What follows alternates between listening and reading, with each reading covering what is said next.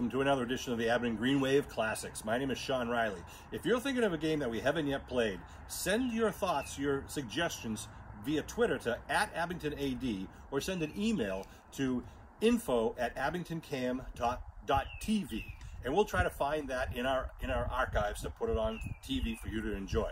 But tonight, we have a 2008 thriller from the gridiron, the Battle of the Titans, Abington against, once again, the Mashpee Falcons.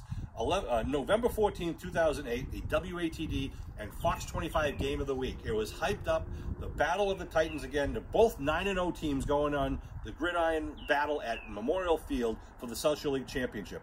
This is the infamous hook and pitch game. And if you don't remember that play, you'll know why we call this game the hook and pitch game. You're going to see guys like Chris Dion, Hitchcock, Faxon, Yakabuchi, Connor Frazier, Paraxelis, LaPointe, Kalanji Kabongo, Littman, Ian Campbell, Gabriel, all of them chipping in for this really big win for the Green Wave, a 14-6 Green Wave win. And this makes them the South Shore League champions for 2005, 2006, 2007, and with this victory, the 2008 South Shore League champions, the first time in school history we've done it 4 years in a row. Sit back and enjoy this Green Wave Classic.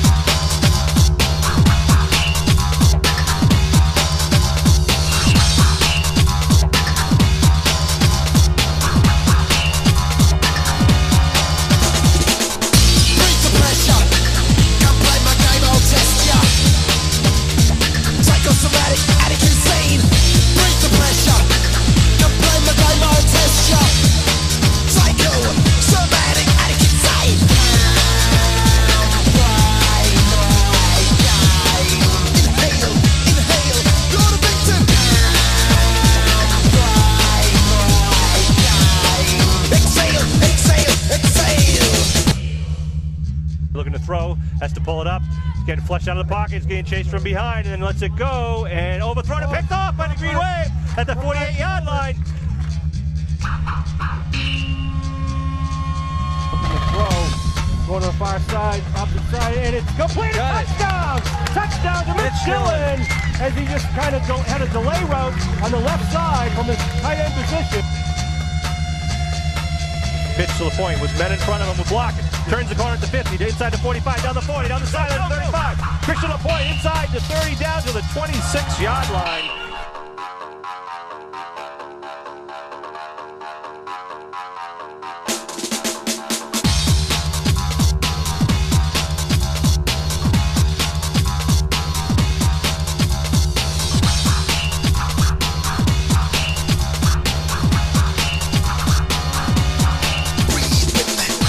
Gabriel on his horse. Gabriel, 31 yards, touchdown. Raxos looking to throw. Good block on the right side. Pulls up, throws it downfield. It's complete. Complete to Hitchcock. Hitchcock on the 25. Hitchcock throwing down the sideline. Touchdown, Tyler Hitchcock. Hitchcock, a 58-yard touchdown pass by the Green Wave.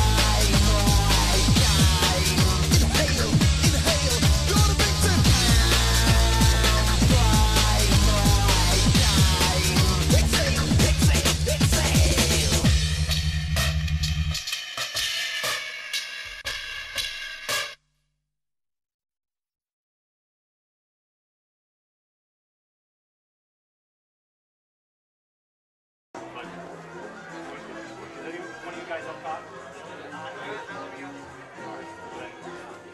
You're on the front.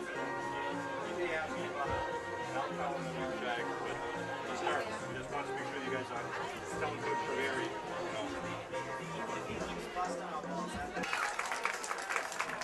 Please join me in welcoming the Abington Knights and their cheerleaders as they come onto the Abington Memorial Field.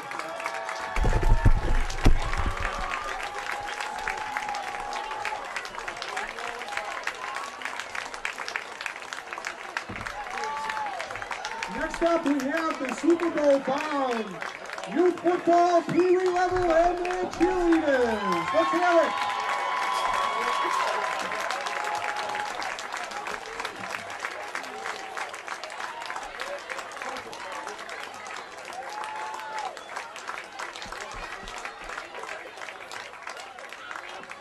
And finally, we have our Abington Youth Midgets and their cheerleaders.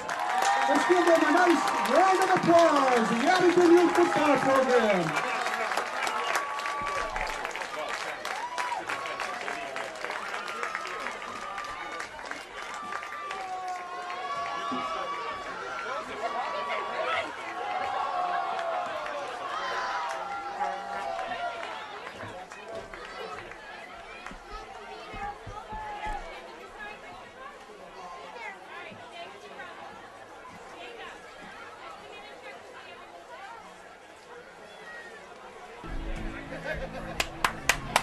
Good evening, ladies and gentlemen, and welcome to Abington Green Wave football, where tonight the Abington Green Wave will play host to the Mashpee Falcons in a battle of the unbeatens in the South Shore League.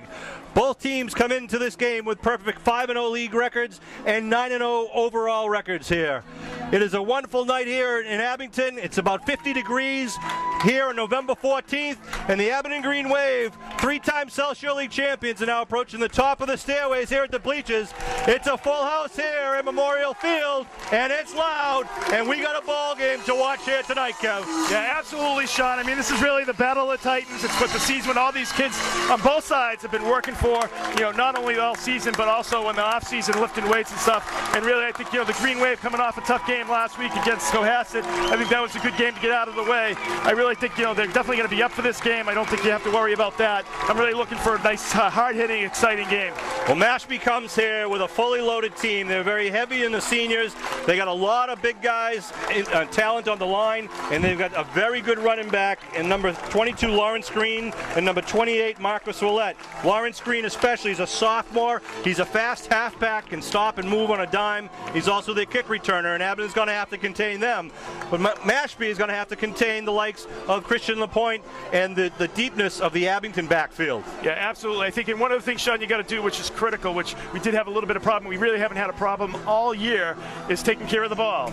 Last week, I think we had 3 turnovers, and you just can't do that in a game like tonight. And I think the Green Wave, if they take care of the ball, they play good, solid defense, their offense will help them out. As I mentioned, both teams coming here undefeated. The winner take all here. Whoever wins this game will be the South Shore League champions for 2008 and gains an automatic berth to the MIA Division playoffs for Division 3. That game will be played on Tuesday after Thanksgiving, an opponent to be named later. And if they win that playoff game, the victor will go to the Division 3 Super Bowl at Gillette Stadium. These teams come here with very similar identical records, 5-0, 9-0 overall. Abington scoring on average 30 points a game, Mashpee scoring 27.2. Abington defensively gives up an average of 10.4 a game, Mashpee 6.8. They're very stingy on defense, and Abington's going to have to crack that nut and get into the end zone as often as they can. Well, fortunately for the Green Wave, I think most of their skill positions and their experiences on the offensive side of the ball, that's not a side I really am concerned about as much, Sean, as the defensive side of the ball tonight. The thing is, the Green Wave is going to make sure that they don't have those long clock-killing drives, Sean, and if they can, bend but don't break, but really kind of give their offense several opportunities throughout the game to get the ball and score, I think we'll be fine. Well, this is the WATD game of the week, the Fox 25 High School Friday game of the week, and it is the game of the season for both Mashpee and Abington, and it is a great crowd here tonight. We were blessed with the weather. We had rain last night. We had tarps shipped in from Pennsylvania on Thursday. We put tarps all over the field, took them off today at 2 o'clock after the rain stopped, and the field is dry. Great weather conditions, great field conditions. A good contingent of Mashpee fans made the drive up over the canal here tonight, and here come the Mashpee Falcons. Yeah, this is very Thanksgiving-esque, Sean. I mean, the crowd here tonight, really the stands are full all the way down, the sidelines are full, and as you said, Mashpee's got a good contingent of crowds of people as well. So, and expect to see anything and everything tonight to win these these games, these teams have both saved those special trick plays.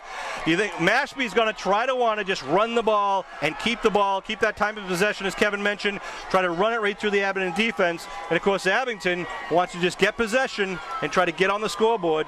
And, it's so hard to predict in high school football if this is going to be one of those tight games or it's going to be a lopsided affair. You never know. That's why they play the game. Right. I mean, every team matches up a little bit differently. I mean, you've got the size of Mashpee out here tonight against the speed, quickness, and strength of the Abington Green Wave team. And I think that's a huge difference. Is the quickness going to overtake their strength? And that's going to be what the game is all about. As the captains approach midfield, you see number 63 Kalanji Kabongo and number 57 Tim O'Brien representing the Green Wave.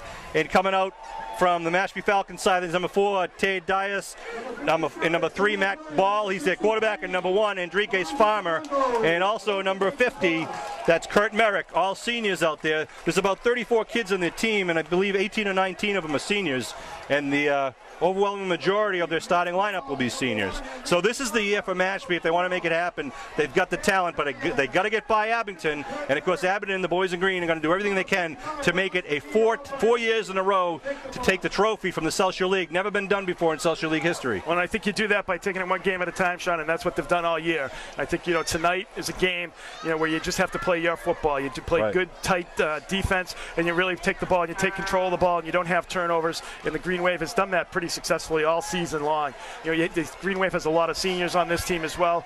Talking about Kalanji and Tim O'Brien, really, who are the heart and soul of this team. They're up there making sure the kids are getting up there to lift all off season. So that's why they're captains, because of their work ethic, but also because of their leadership. And I think that's what we'll see all.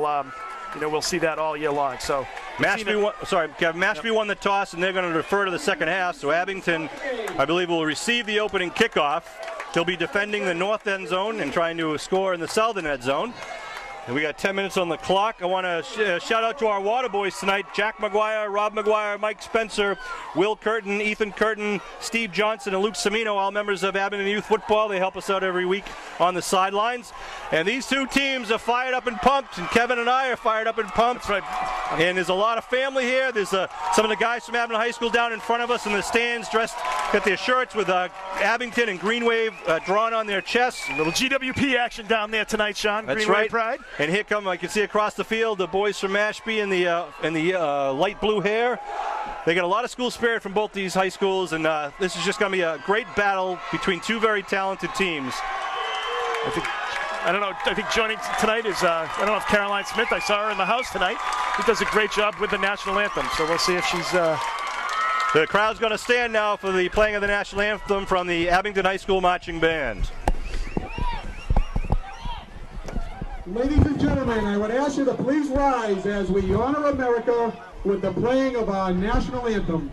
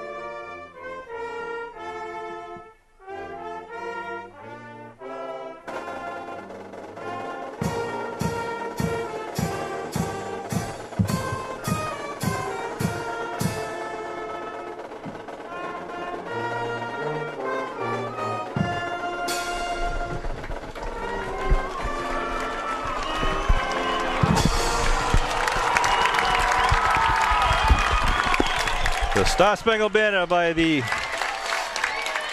Abington Green Wave High School Band. Fine job by a couple of balloons floating away. Well, Sean, it's just you could not ask for a better night as far as weather concerned. It's about 60 degrees and just a very light breeze coming out of the south. And I'll tell you, it's just a wonderful night and just a great night for football. any night that kids can go shirtless is probably it's in November. That's right. It's a nice night. So couldn't ask for anything better, and it's like great conditions. The field looks great, and I'm just excited for some great football tonight. Great to see the crowd here supporting the hometowns for both Mashpee and Abington. This is going to be a barn burner, and I think both teams are going to have to kind of shake the heebie-jeebies out in the first series here. Abington going to expect the opening kickoff, and God knows what Zep Zaff, the kicker's going to do here. I saw him warming up. He's got a great leg. We've seen Zep Zaff for a couple of years now. Very talented kid. He was out injured during the earlier part of the season, but came back into the roster at last week's game. And Zep Zaff tees it up as his 40 as the Green Wave sends Christian LaPointe and Faxon back at their own 5-yard line. Here's the opening kickoff of the South Shore League Championship, and it's going to go into the end zone, and they'll just let it go out, so the Green Wave will start 1st and 10 on their 20-yard line. Sean, that's a smart play when you have a kicker like that to defer, because really you can be playing the field position game early. Green Wave has a long field starting their first drive at the 20-yard line. Senior quarterback Steve Praxis, number 3, joining the huddle, coming off the sideline. Yeah, Praxis has had a great season, Sean. The senior, as you said, has just really been a great leader on the offensive side of the ball this year. Green Wave comes out with one man in the backfield. Looks like that is LaPointe. 3 men out to the left side. They pitch to LaPointe, trying to get around the left side. Tucks it in, nothing doing. Maybe a loss on a play there of a yard or two as the Mashpee Falcon defense swarms to the right side. Yeah, it looks like they just try to cut it up, a quick pitch, and try to see if they could get the edge, and Mashpee was there responding. They got some big boys in there. Number 70, Kevin Byrne. And number 65, Mike Martini. David Cronin, number 72. They Byrne now moving over to the right side end there. 2 men in the backfield now behind Praxis. 2nd down. Praxis rolling to his right, looking to throw. He's got some pressure. Trying to evade a man. He's going to turn it upfield over the 20, then steps out of bounds after picking up about 4 or 5. Bring up a 3rd down for the Green Wave. Good rush there by the Falcon defense. Yeah, there was a good rush. He really kept him moving, really wasn't able to set his feet, so Praxis did the right thing, cut up field and make it a 3rd and 6 rather than a 3rd and 11. So nice job by Praxis to pick up a few yards. Call it 3rd and 7 with the ball marked at the 23-yard line right now. We're here in the opening minute of Abington Green Wave football, the 10th game of the season. The undefeated Abington High School Green Wave against the undefeated Mashpee Falcons. Hitchcock out wide to the near side, Faxon out wide to the far side. I formation behind Praxis.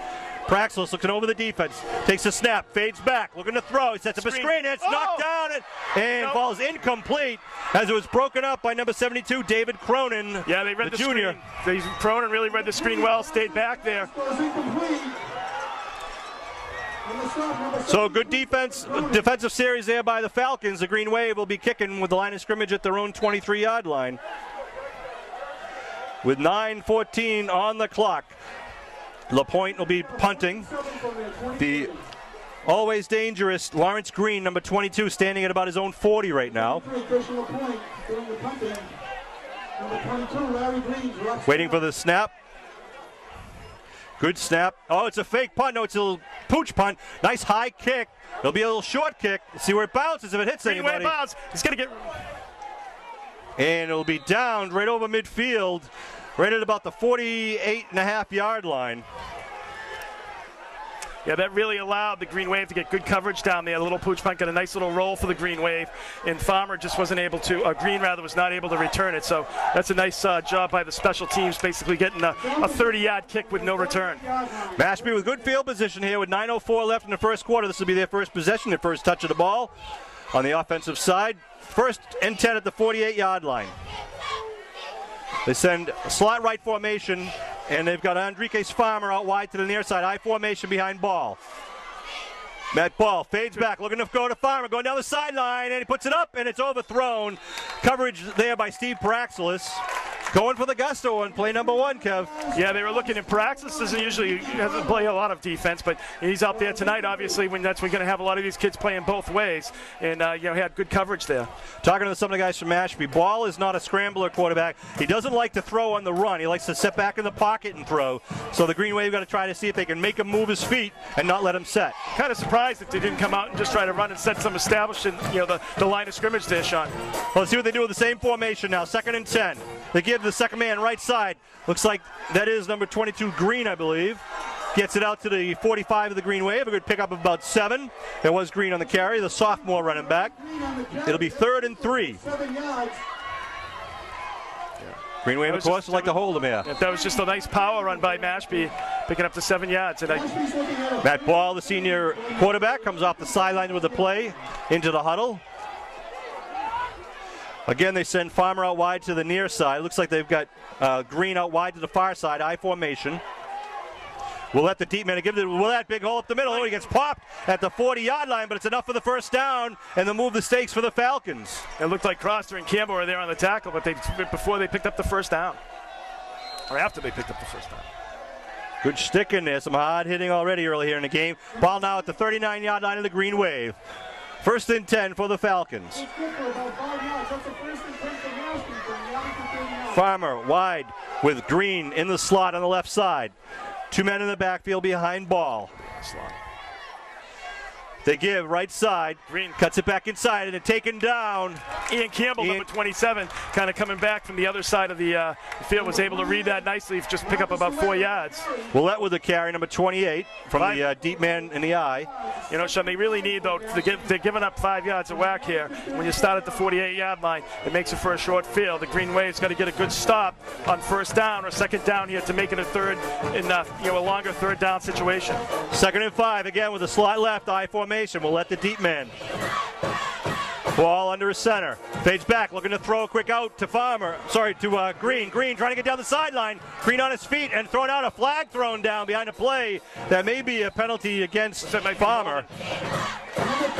He's out of bounds at the 20, or the flag's thrown about the 23-yard line. The only guy there was Farmer. Yeah.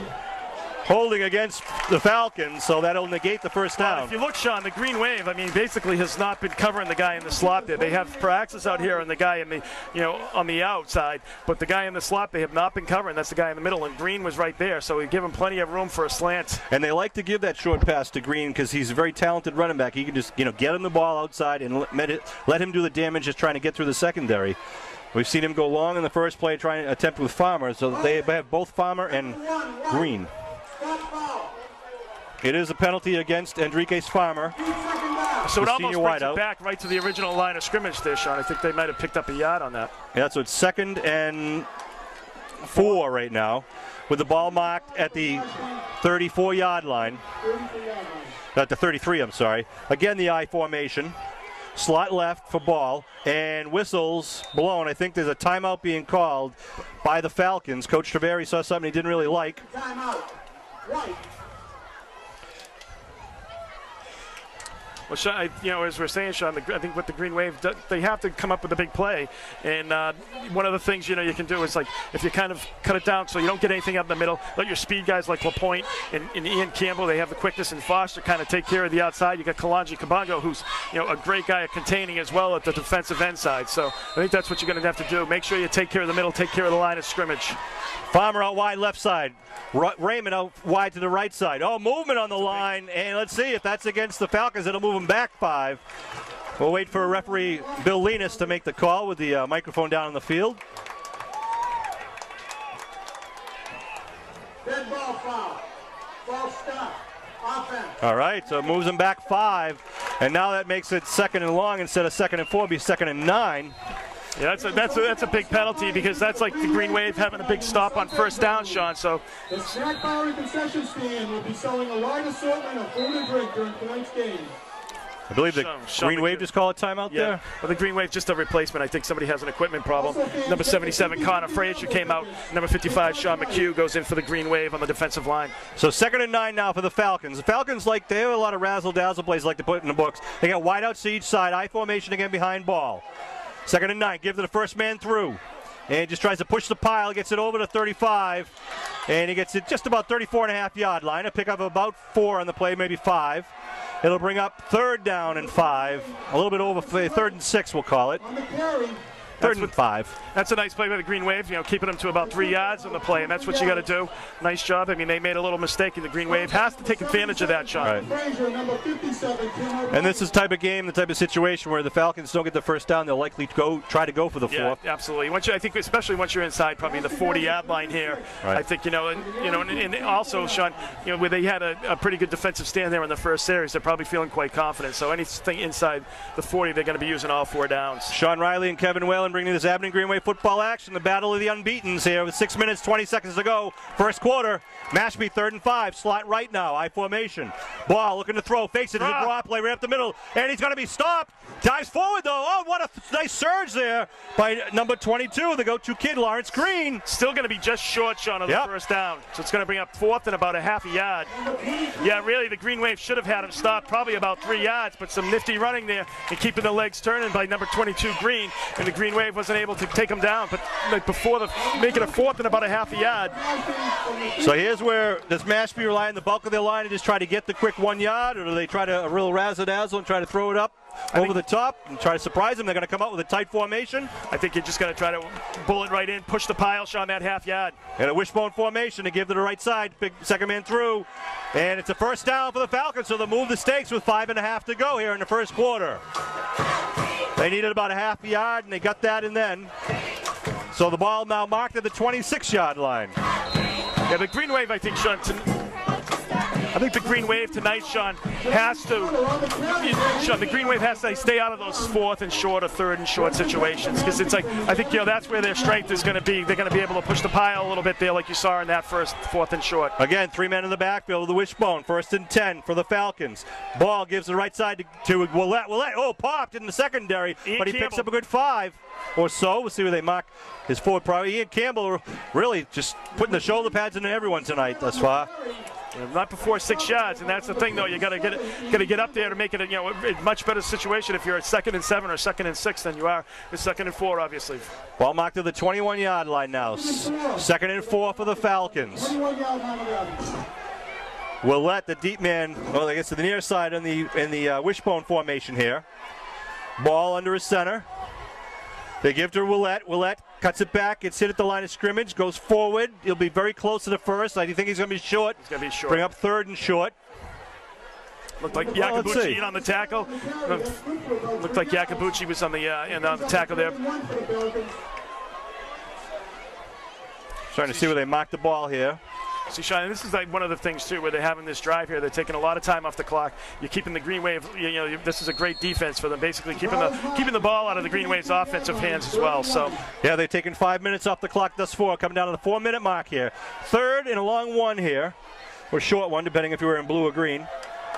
Ball gives the right side, tripped up in the backfield, but he scampers forward for the first down, brings it inside the 15. He showed great balance there, Sean. Somebody was able to clip his foot a little bit, but was able to kind of pivot off that other foot and lunge forward for a nice first down pickup. Willett gets the first down for the Falcons. The clock stopped at 3:52, and now it begins to run as they set the yard markers. 1st and 10. With the ball at the 12.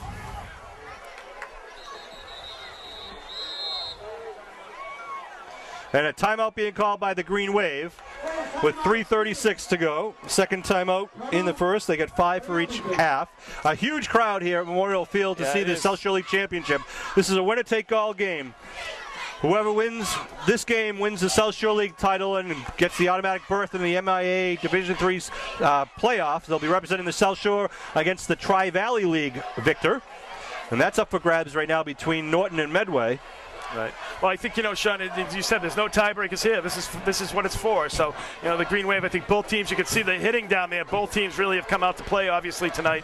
And it's just going to be a fierce competition throughout the night. That's always been a good game. Last year was a 14-8 thriller. Abington victorious when Tim Wells stripped the ball in the 4th quarter as Mashpee was moving the ball downfield trying to take the lead. But Tim Wells stripped the ball and got possession back. And then 2 years ago. That was 2 years ago. I'm sorry, that was 2 years ago. 8-0. That's right. When Wells did that. That was the 8-0 game in the 2006 season. Last year was a great game, great comeback by the Green Wave. 14-8. And 3 years ago in 2005, Mashpee, we're down in Mashpee on a very cold night, and they scored. They won 34-2, the only league loss for the Green Wave that year. So Mashpee surprised everyone. It was a barn burner of a game down at Mashpee High School. It was the Skane brothers, I think, had a great game. Yep. The brother was throwing the ball. They were really throwing the ball around that night. And, let's see although we lost, I do have great memories, Sean, because I won the 50-50 that night. That's right. Ball marked at about the 12-yard line. 1st and 10 for the Falcons. 3 men in the backfield. Again behind ball. Ball gives the right side to Green. Green jumps over the line, trying to get it in for side, and he's in for a 12-yard touchdown for number 22, Lawrence Green. Yeah, they just, they're just powering right now, Sean. They came out of that. They have 2 blockers in front of them, and they're downfield before the Green Wave is getting people out there. They're running that right side, and they're really just powering right over that side now. The Green Wave really has to make an adjustment, I think, defensively to attack the ball. Well, they're showing their power and the skill that they've got, and the boys in blue and white right now, but we're early, 3:29 in the first quarter, and they're going to line up for the point after. Zepzaf will kick. Number 30, Zach Zefzaf, Z-E-F-Z-A-F. Good leg with Zefzaf, puts it up nice and high, and no good. It's right, wide right. So to lead the score at 6-0, Mashpee first on the board here at 3:29 in the first quarter. Well, Sean, those are the type of things, though, that can come back to haunt you. We saw that last week. The Green Wave, like the point made a huge difference. So see if the Green Wave can take advantage of that missed opportunity by the Mashpee Falcons. And Zefzaf will now tee it up and kick off for the second time to the Green Wave. His first kickoff to open the game was kicked into the end zone. Now, it's been a long time since I saw a high school kid kick a ball into the end zone. That's quite a boot and pretty impressive. Hey, the Green Wave Boosters want to thank all of you who purchased magazines during the recent Green Wave Boosters magazine drive. The Boosters' profit was $2,000, and all those funds will help support all of our Green Wave athletic programs. Thank you very much for your generosity and your continued support of Abbott and Green Wave athletics. Let's see what happens now with 3:29 in the first quarter clock. The Falcons teeing up off the 40, and a nice high kick. LaPointe under it at his 4-yard line. Christian LaPointe trying to bring it right up the field. LaPointe up over the 25-yard line. He gets it up to about the 27 or so. The good 23-yard return where the Green Wave will take over. A nice coverage down by the Falcons. It's a very deep kick, and Green Wave, so just a little better field position here at the 27, Sean, than the last time. So the Green Wave with their second possession. The first one was 3 and out with a punt. Yeah. Well, it's going to be important, too, for the offense to come out here and establish something as well. I mean, you can't put everything on the defense. You got to have a nice balanced attack. Let's see if the Green Wave can get it going. Wide out to the near side is Hitchcock. Man in motion. They give right up the middle. Campbell gets it up to about the 32-yard line. That's almost a 5-yard pickup, and that's a nice little kick. You fake it to Faxon on the dive play, and then right off tackle coming across. So that's a nice play, like a little mix-up, little pull and guard action by the Green Wave. But a pickup of about 5 yards for 2nd and 5. As Kevin and I were mentioning earlier, the Green Wave are hoping that the speed of the Green Wave will overcome the size of the Falcons. That is yet to be seen, but it was a nice first play in the second possession. 2nd and 5 for the Green Wave. They put LaPointe in motion. They get LaPointe trying to get around the right side. He's going to be smothered in the backfield. It'll be no gain, perhaps a loss of the play of about 1 or so. Yeah, he doesn't have much of a shot. I think they're all keying on Christian LaPointe right now, Sean. What you got to do when you're doing that is do what you did on that, fake the dive, but also fake the pitch and maybe do a counter play. I think that's what you got to do. They're overplaying, Christian LaPointe whenever he gets the ball. You can see the size of the linemen there in Mashpee and the difference in Abington's line. I mean, don't get me wrong, our guys are in good shape, but they couple of pounds on the other side. A shotgun now to Praxis. He's running, throws, puts it up, and it's going to be incomplete at the 45-yard line. Looked like Hitchcock might have had a chance to dive for that one, but he couldn't get his feet under him. So it falls incomplete. It'll bring up 4th and about 5 for the Green Wave. 4th and 6 with the ball at the 31-yard line. Well, Sean, last year, I remember when we played Mashpee, it really looked like the Green Wave was playing just an awful game in the first half. Yep. They came storming back to win that game, so you never know what's going to happen. Ball marked at the 31. Good snap to LaPointe. Kicks it up. Nice high kick's going to fall down at about the 46. A high bounce. Green goes over near and then walks away, and it's down by Feeney at the Mashpee Falcon 43-yard line, where the Falcon offense will come on the field. They started their last drive at the 48. They'll start this one at the 43. 2:03 left on the scoreboard clock here. Well, for the Green Wave, Sean, obviously defensively they've got to, hopefully even get a big stop here, maybe, or a big turnover, something like that. That's what they've got to create. They've just got to, they're going to have to create something on their own, whether it's a big play defensively or a big, turnover. That would be helpful as well, obviously. One thing I've always found curious about the Mashpee coach is he's a great coach, Coach Treveri, but the running game is obviously their biggest asset. But sometimes he likes to mix it up for no good reason and try to go to the air and see if you get the big play. But it also gives the Abington secondary the opportunity to get a turnover. Nobody out on the outside guy there. That's right. Ball throws a screen right up the middle, and no good. It's going to be a loss on the play. Yeah, the Green Wave smelled that out. Ian Campbell was in the mix there. Also, number 77, big Connor Frazier as well. So they all smelt out the screen as well. Kevin, you're right. There was nobody. There was one man in the secondary out wide. Covering the slot guy. That's right. And I think Prax was out there with a wide out and a slot man. Luckily, it was an inside screen, and they weren't going out to the sideline or out in the flat. But it brings up a loss on the play, so a second and about 12 here for the Falcons. That's what you got to do. You totally change the game by doing, second and 11 versus second and 4. Prax was covering Farmer on the near side. High formation behind ball.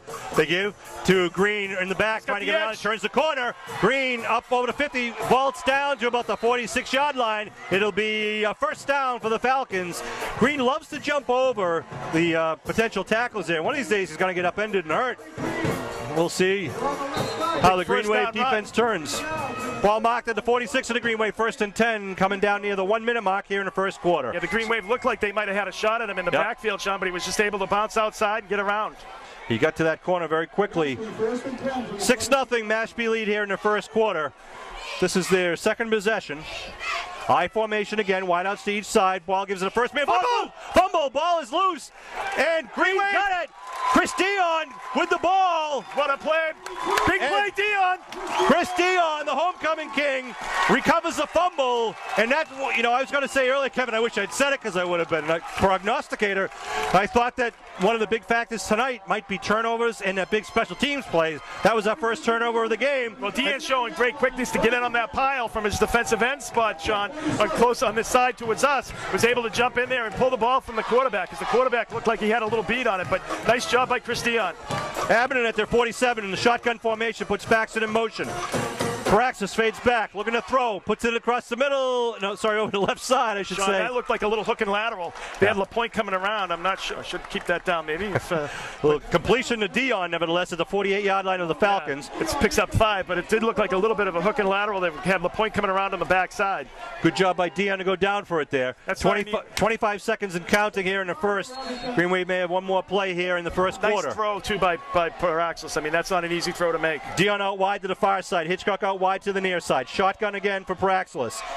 It's a quarterback option. He pitches, gives it to LaPointe. LaPointe's got nowhere to go, and he gets it up to the line of scrimmage, though. Good coverage there by the Falcon defense. Yeah.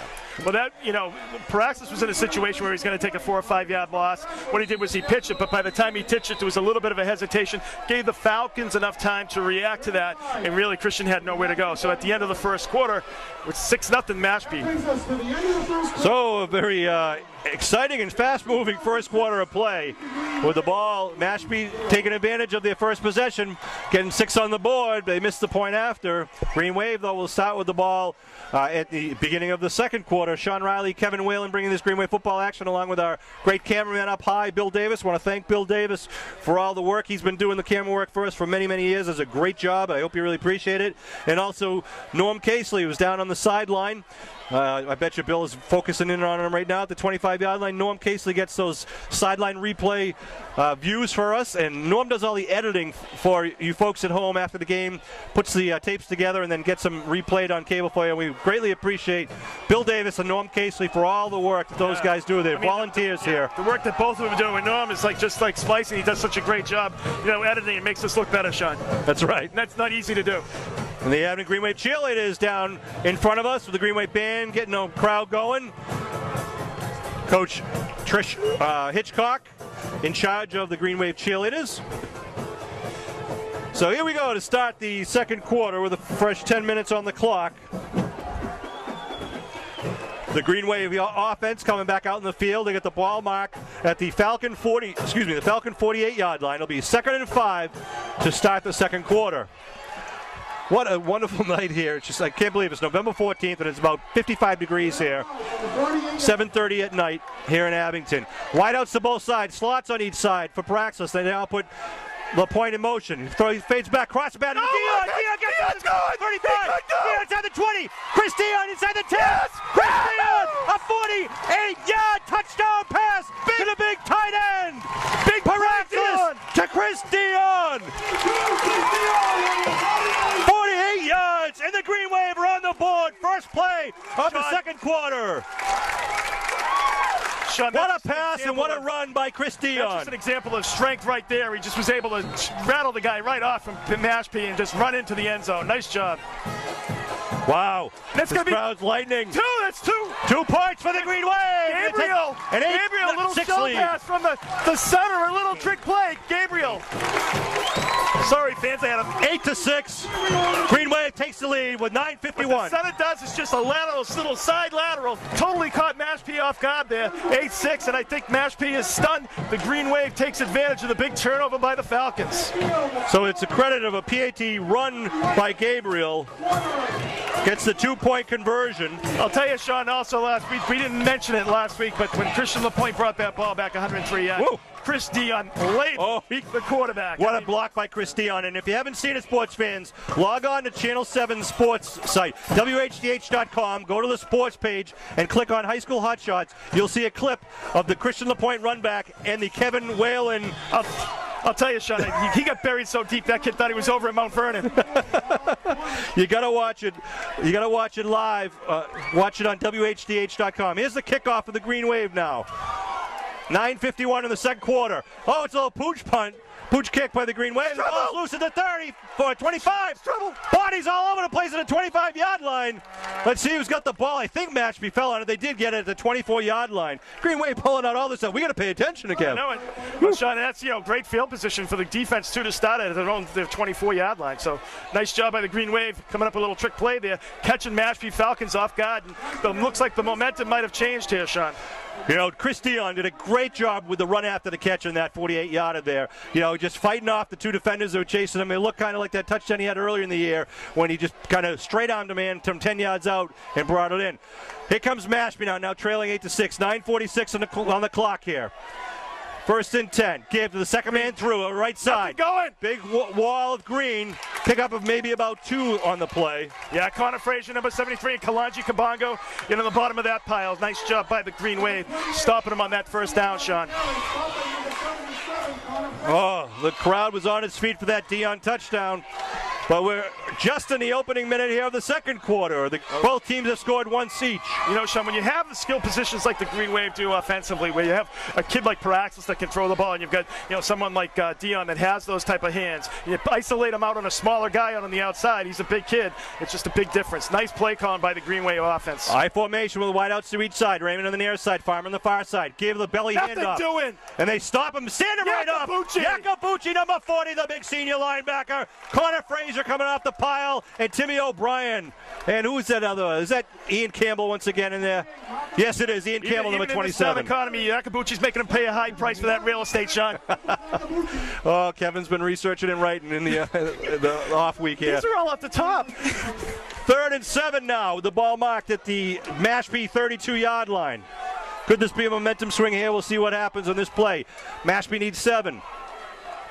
They've got the ability, and the Green Wave want to stop it. Farmer out wide to the far side. Raymond on the near side. One man in the backfield now behind Ball. Looks over the defense. Ball looking to throw. Big blitz in the middle by Foster. Foster takes him down. Steve Foster blitz from his linebacker position and had an arm on Ball as he tried to throw over the middle. Falls incomplete. That'll bring up 4th and 7 with the ball marked at the 27-yard line. You know, Sean, right there is just a good example of the speed of Faxon. He was able to get into the gap, and we were talking about how he's probably the second fastest kid on the team at middle linebacker spot. He's not not your typical middle linebacker, but he's got that speed. And that made a difference right there. 2 men back are going to be Littman and LaPointe. Kicking, I believe, will be Zepzaf, or number 36, Mike McGinnis, I believe. Good snap.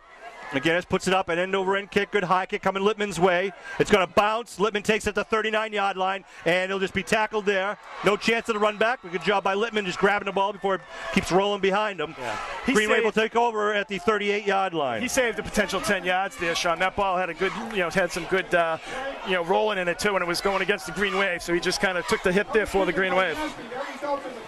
Green Wave, 8:04 in the second quarter clock. 8-6 Green Wave lead.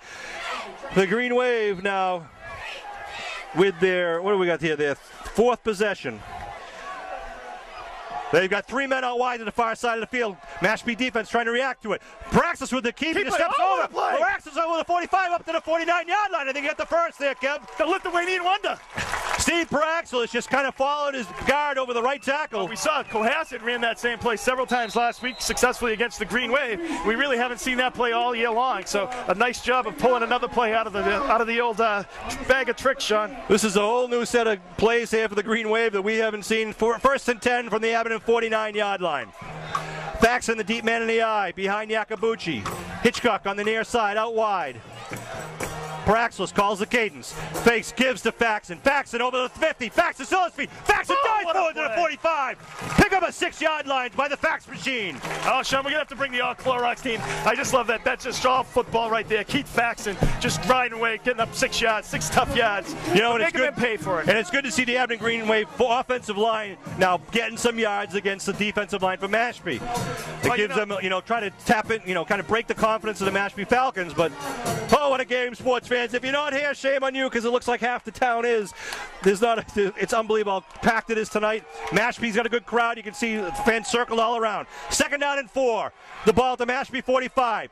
They give up the middle to Campbell. Campbell gets about 2 on the play. They'll bring up 3rd for the Green Wave. Well, they ran that same play that they ran earlier where Faxon kind of goes in motion or takes a dive, and then Campbell comes across and gets it. It was a little more successful the first time, but the Green Wave's doing a nice job of getting off, and I think one of the things, getting off the line of scrimmage here, Sean, I think that's one of the things you got to do. It's like, your quickness, their strength, they're going to wear them down strength-wise. And I think that's what you got to hope for, is that the quickness of the Green Wave will be there all game long.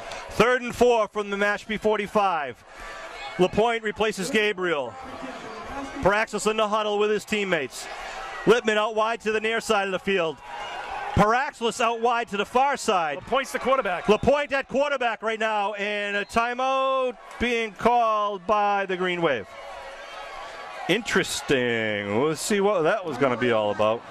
It looks like a little bit of the Cowboy offense, much like the Miami Dolphins kind of surprised the Patriots with early in the season. Wildcat offense, I'm sorry. 3rd timeout of the first half of the Green Wave with 6:12 to go here in the first half.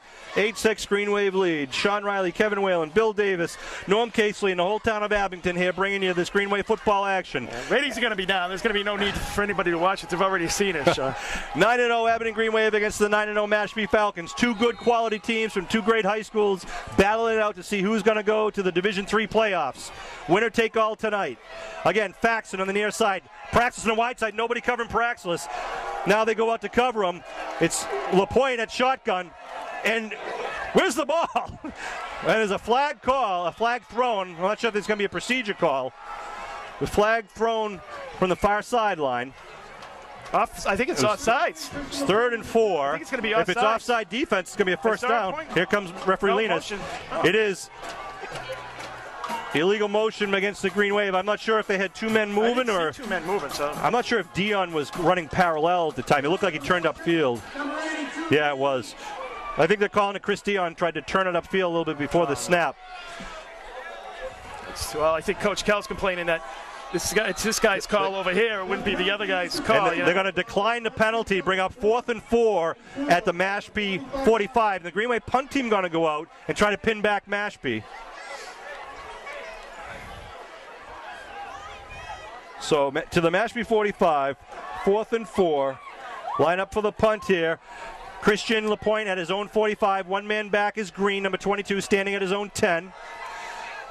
Ooh, a high snap. He comes down with it. Kicks it away. Good end over end kick going to the sideline. What a kick! And it's going to go out of bounds at the 2-yard line. Nice job by Christian LaPointe. They're going to mark it at the 3-yard line. Great job in the coffin corner. It's like I'm looking at it. I thought it might go out of bounds around the 10, but what a great kick right down to about that 2-yard line. So just perfectly placed. 5:32 now in the first half. Mashpee at their own 3-yard line with their backs up against the wall. And the Green Wave would love to pin them in here tight. Here's the most important thing. You don't give up the big play. Right. You know, because it's like that's just a heartbreaker. You've worked for this field position now. You just can't give up the big play. You got to hopefully, you know, if you give them a little bit of a drive here and there, a couple first downs, that's fine. But you got to make them work for the whole 98 yards for that score. And now you see what Mashpee does here. Do they go conservative, give it to Tate Diaz, you know, the fullback, or do they try to lay it up? I think you give it to your speed guy. You know. Well, they got Farmer out wide to the far side of the field. I formation behind Ball. Ball keeps the ball loose. Ball's loose. A scrum, and it looks like Mashpee recovered, but they get really no gain on the play. Bring up second down. Their backs against the wall. Yeah, that's you know, when you lose it down like that down there, Sean, that's huge. So it really limits, I think, too, what you can do. Obviously, I think I would just stay on the ground. They've got a great running game, or they have had so far tonight. Second down, 5 minutes to go here in the first half for the Falcons. Tom Dion doing the public address system announcing for us here. This is the 2008 season. Chris Dion getting the 48-yard pass reception. Wide out seat side. Farmer's on the near side, number 22. LaPointe covering him, I formation. Ball looking to throw. They lay it out, going down the sideline. Trying to air it out, and incomplete at the 36-yard line. Good coverage by LaPointe, but you can see the wheels of Lawrence Green, the sophomore. Yeah, the point, the third down. Is good. That's such a dangerous play, though, Sean. I mean, your game is power. You've got big guys up front. You know, use them. Power them up front. Try to get some yardage. And, you know, it's only second down at that point. If you get 5 and 5, you get a first down. And you know, to me. Kev, now they're digging themselves a hole. 3rd and 10. They've got to get it, you know, they got to get the first down, or they're going to be punting from their own end zone. It's one thing if it's like a second and, you know, maybe 3 or something like that. Maybe go take a shot at it. But down here at the 3-yard line, that's. Mashpee's got multiple weapons, though. Let's see what they do with Raymond out wide to the near side, Farmer out to the far side. I formation behind Matt Ball. Ball behind the center. Gives a draw play to Green. Green gets hit, but he's on his feet. Oh, taken down! Who is that? At the 7 or 8 yard line. Ian Campbell was one, but Kalanji Kabongo, number 63, the co-captain of the Green Wave. Really just came flying across the field. Wow. To deny him that first down. You know, Sean, the other thing about that play on that long throw, it's like when you put Green out there, he's your skill player. He's your speed guy. You know the ball's going to go to him. And Lorena's in the house here tonight, Sean. You know they're going to be going to him, and I just think you're telegraphing it in that situation. They mark the ball at about the 8-yard line. So it's 4th and 5. They line up to punt with the punter in the end zone. The Green Wave have 2 receivers back inside the Mashpee 40. Good snap. Punt is up. A high kick coming towards the sideline here.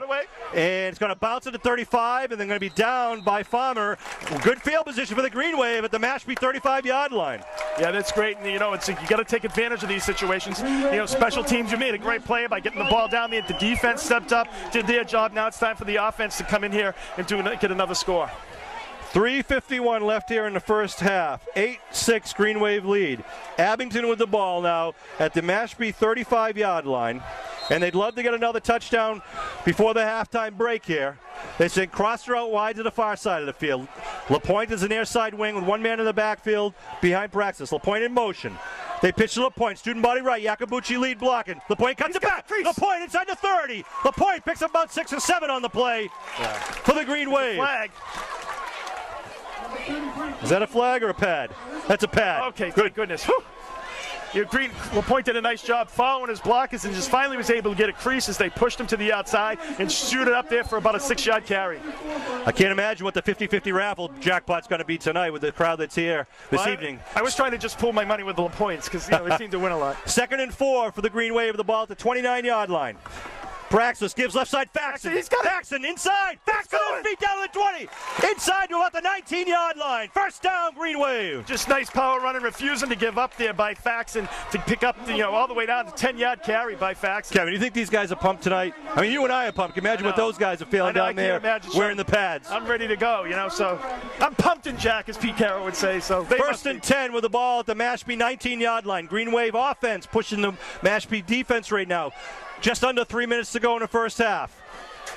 Faxon out wide to the far side of the field. 2 men in the backfield. Praxis gives right up the middle. Looks like the Campbell. Campbell going to be stood up at the line. No gain on the first play there. Good job by the Mashpee defense really coming to the ball. I think what the Green Wave has done offensively too, Sean, they've kind of spread them out a little bit. You know, they've got enough outsides going on, enough of the passing going on, where they can kind of run any play they want to right now, and I think that's a good situation to be on offensively. 2nd and 10 from the Mashpee 20-yard line. 57. Let's see what happens here. 2nd and 10. They put in motion Gabriel to the right side. Praxis back to throw, looking for the receiver. Receiver gets covered. Praxis running, trying to turn it upfield. Gets it tackled at about the 19-yard line. It looks like it was supposed to be a quick pass, and the receiver was either covered or collided with one of the coverage men. Christian LaPointe, when he cut, he fell down, Sean. So really, he was looking. That was his key receiver, and by that time, he had his arm cocked as he was coming out of his cut. But Praxis was able just to hold the ball a little bit before he threw it out there, and it's a good thing because if there was no receiver there, it could have been a pick. Bring up third and 9 from the 19-yard line. Christian was open afterwards, but by that time he just couldn't get his feet set to throw the ball. Dion on the near side, out wide. Crossed out wide on the far side. One man in the backfield. They put a man in motion. They fake to LaPointe, looking to throw. Praxis throws. It's picked off by the Falcons at the 19-yard line. And he'll be tackled at about the 32. And a turnover there. The first turnover of the game for the Green Wave with 1:19. I didn't see who picked off that pass. No, I didn't either. There's a little bit of a fog there. You can't blame Praxis on that one either, Sean. He really got labeled there. He had some pressure. He probably, maybe could have, you could say he could have eaten the ball, but he's just trying to get that ball down. You have a 3rd and long situation there. If you didn't have it, it would have been 4th and long. So he's just trying to make a play there. So Mashpee trailing by 2 with 1:19 on the clock here in the first half. They're on the 32. They're going to try to get a touchdown here. So let's see if they air it out again. Got to give credit to Mashpee, Sean, by after that good field position, able to come up, step up, and stop the Green Wave. Again, wideouts to each side. I formation behind ball. Ball with the draw play. Draw left side, big hole for Green. Green breaks over to 50 and then taken out of bounds by Christian LaPointe. Big good gain there from the 32 all the way up to about the 45. Bring up 1st and 10 with 1:11 on the clock here. Mashpee fans celebrating. And Green got out of bounds as well with 1:11, and they do have plenty of timeouts here, Sean. I think they have 4 left, so they do have all their timeouts, or all except for 1. They have plenty of time. Ball comes off the sideline from after talking to Coach Treveri. Be 1st and 10 at the Green Wave 45-yard line. 8-6 Green Wave lead. Mashpee Falcons got on the board first, but their point after kick was wide. Then Dion with a 48-yard pass reception touchdown. Slot right formation. Now they load it up with a 3rd receiver to the right side. Ball with a screen play to Green. Green picks it up at the 49, cuts it upfield, and taken down by Kalonji Kabongo at the 38-yard line. It'll be a 2nd down. 20 seconds, timeout. White. Falcons call their timeout to stop the clock at 1:03. Their 2nd timeout of the 5 allotted in each half. What the Green Wave has to do here, Sean, is really, I think, keep them make them use their timeouts, because once they make them use their timeouts, it's at that situation you still got 38 yards to go. But if they can chip away, that's fine. But you want to make sure you keep it in front of you, you keep them in bounds, so they use their timeouts, because once they're out of timeouts, the clock will run. And remember, Mashpee will be receiving the opening kickoff to begin the 2nd half as they deferred. They won the toss and deferred at the beginning of the game here. So 2nd and 4 now for the Falcons at the Green Wave. Sorry, 2nd and 3 with the ball marked at the Green Wave 38-yard line. Slot left formation, I backfield behind ball. Ball pitches left side to Green. Green trying to turn the corner. Oh, yeah. Yakabuchi behind him, but he spreads him out, and Kabongo gets the tackle there. Good hustle by Faxon. It looked like Kalonji was going to get caught inside a little bit there, but he did a great job of still being able to get out there, and a little bit of help by Yakabuchi and also Andrew Costa. Another timeout by the Falcons to stop the clock at 56 seconds, their 3rd timeout. And that's exactly what you want to do. Nice job of keeping him in bounds. He was, very close to the sidelines there, Sean. But, you make them use him here, and then as soon as that's over, then it's going to be very difficult for them to score. I want to remind Green Wave fans, but the annual Thanksgiving Day football game will be played away at Whitman Hanson on Thanksgiving morning at 10 o'clock. Hope you all be down there for the festivities. Always a great time, a great crowd. And on Thanksgiving Eve, the Wednesday before Thanksgiving, we'll have our boosters rally, the pep rally, the Thanksgiving Day rally at Abington High School's gymnasium. Want to invite all the youth football players and cheerleaders to that event, and obviously all the fans of Green Wave football, friends, family fans, come on in for a quick hour of just supporting the Green Wave. We're in a very successful season, and to get them psyched up for their Thanksgiving Day game. You know, Sean, and next Saturday, of course, is the dinner there at the VFW that the Rotary Club is, Lions Club is sponsoring. If you want information, log on or send an email to Abington MA Lions, Abington Mass Lions at hotmail.com. That's Joe Russell, Abington MA Lions at hotmail.com. It'll be Saturday, the 22nd November at 6 o'clock at the Abington VFW Hall, a steak and potato bake to celebrate the tradition of Abington Whitman Hanson football. And Scott Saka will be speaking that night. The author of the Little Big Game. Oh, that's right. You know, Sean, it's like as much as the weather, it doesn't appear to be turning. Basketball season will be here. And I was up at the gym at the high school, and it looks like they did the gym all over the floor, all over. And then the Abington Youth Basketball Program really came up big for that. So we want to kudos to them for stepping up and doing that field. Third and about almost 4. Third and 3.5 right now for the Falcons. Give, second man through left side, Green, slicing through, trying to get over the 40. I don't think he got the first down. The 35. He's short of the first. May have to burn a timeout here. I think they did with 49 seconds to go. That's huge, Sean, because, when they make it, like I said, they're doing exactly what they have to do, making them, only get 3 or 4 yards at this point in time. So the fourth timeout, they only have 1 left. So that's right. 49 seconds on the clock here in the first half. 8-6 Green Wave lead. It'll be a 4th and a 1.5 or so for the Falcons. They got to get the first down and keep possession of the ball. And try to, obviously, both teams would like to put a few more points on the board before they break for the half. But with 49 seconds to go, it's all about ball control and clock control. Sean, you were talking about how he seems like he's a little bit of a riverboat gambler here. Yep. I think, it wouldn't shock me if he went deep in this play. It's a 4th and 1 situation. Everybody's expecting maybe the quick dive to Green or something like that, or power it up. Or it could be something like a tight end dump type of pass. Try to just skip behind the line of scrimmage. When the Green Wave obviously is pinching in, looking for that short yardage thing. So nothing would shock me with this coach. This is a fantastic turnout by the Green Wave faithful here of all ages, supporting the Abington High School football team and all the Abington Green Wave athletic programs.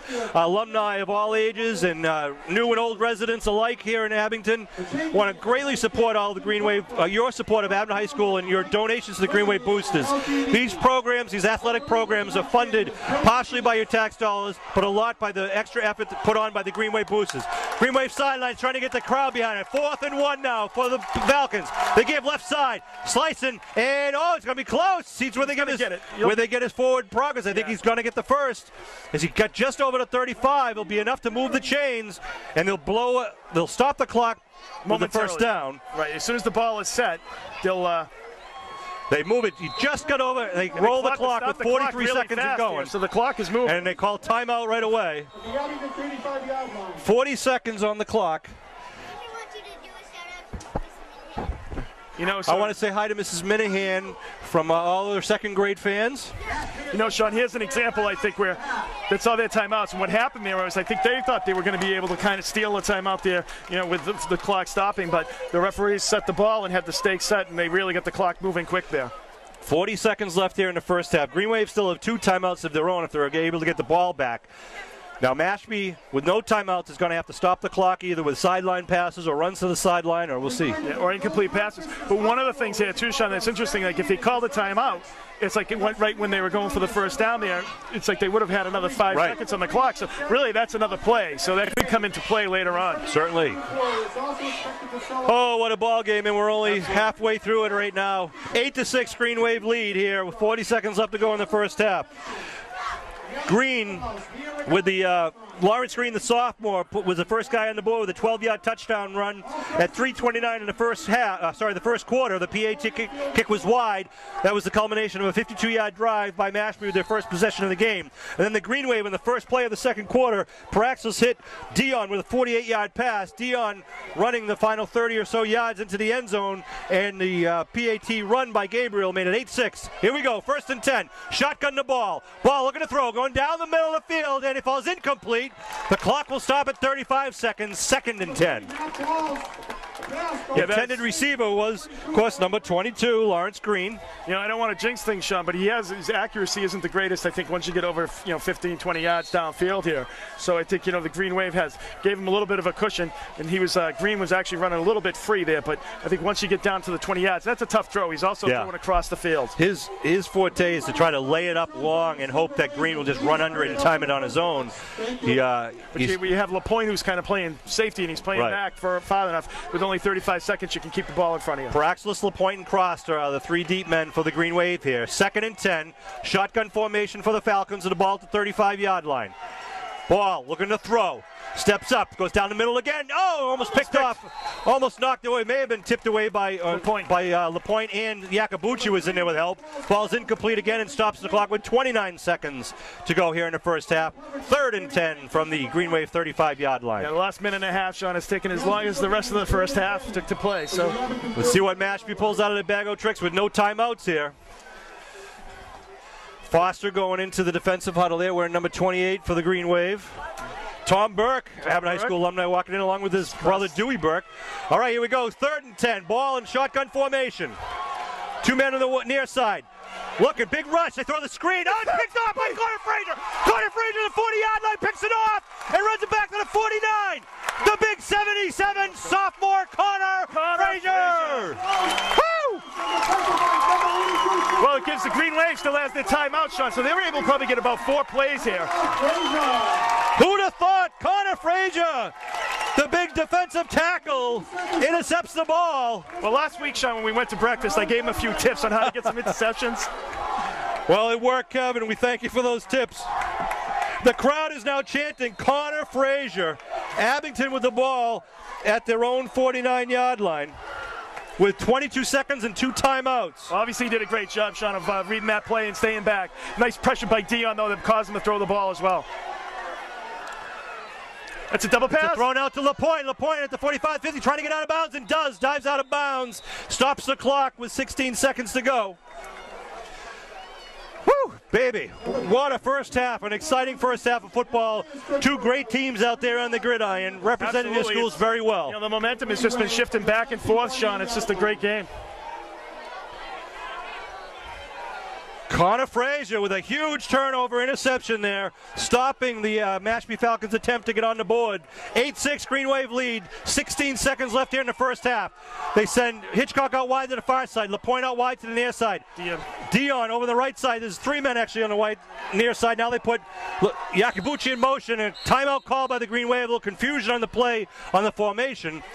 So the Green Wave will burn their 4th timeout. Yakabuchi was coming over here actually more to block, to kind of help out on the block, and to give, because at this point with 16 seconds left, you probably have free plays, Sean. So I think in that situation, what you want to do, is you want to make sure you're going to have to go deep on a couple of them to get down to the end zone. So right there, you want to make sure that your quarterback has enough time to get the ball down deep. Sean Riley, Kevin Whalen, Bill Davis, and Norm Casey bringing this Abington Green Wave football action. What a game we've seen so far. Here we go, 2nd down and 7.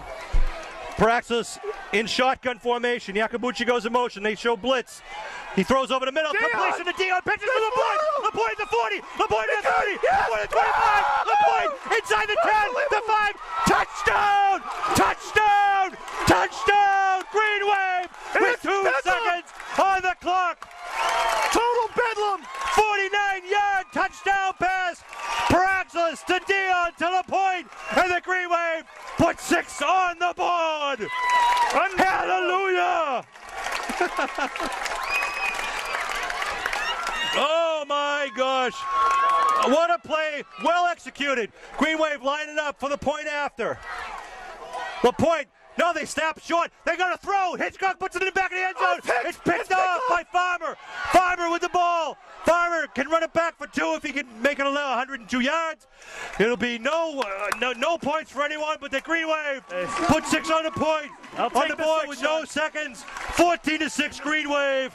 They score in the first play of the second quarter and the last play of the second quarter with 48 and 49-yard touchdown passes. Whoa. What a half. I need a breather. I need a break. Oh, what a barn burner. And we're only halfway through with a 14-6 Green Wave lead. Heading down to the Green Wave Grill. We'll be back with more second half action right after the halftime festivities. You all right?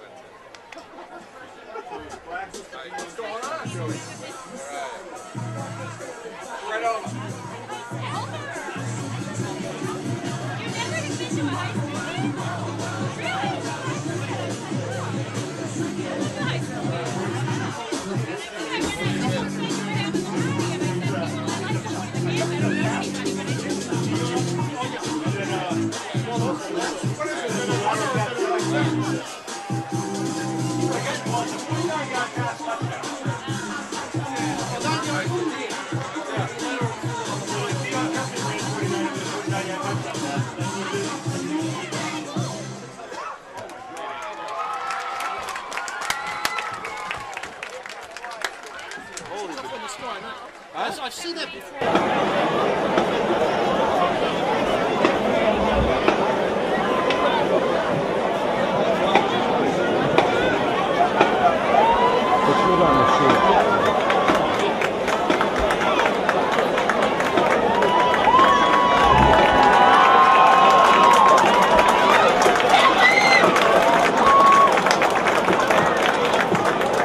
Ladies and gentlemen, tonight we would like to honor our senior members of the marching band and color guard as they perform for their last home game. Color guard captain Stephanie Hall. Color guard members Amy Galvin and Joe Fagan. Band members, many who have been performing since the 4th grade. Drum major Lizzie Mullen. Flute Megan Hickey. Clarinet, Emily Jacobs, and Beth Spalino. Trumpet, Patrick Mars Manning, and special guest DQ, David Cusick. King of the Tubers, Rob Sims. Percussion captain, Katie Mullen. Co-captains, the Boomjaw Boys, Steve Akins and Steve Sullivan. Let's hear it for these fine senior musicians.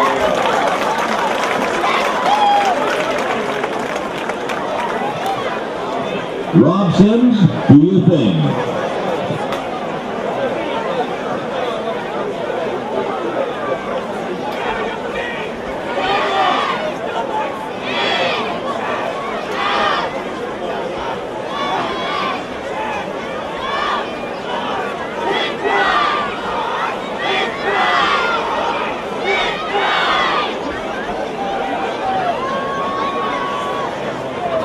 Drum major Lizzie Mullen, if your band is ready, you may take the field.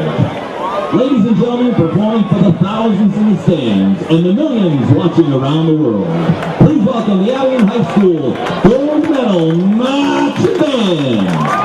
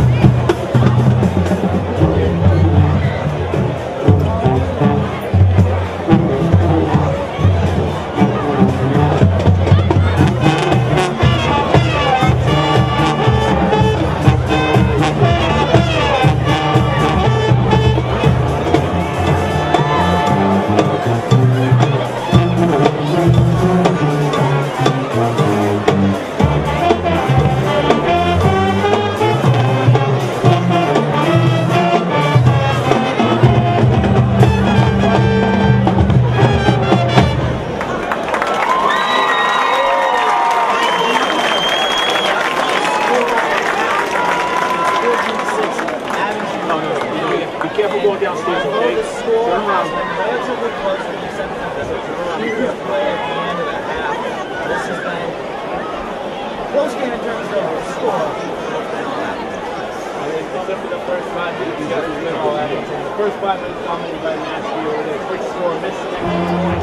That was crucial. Turns out to be pretty crucial. Touchdown and shooting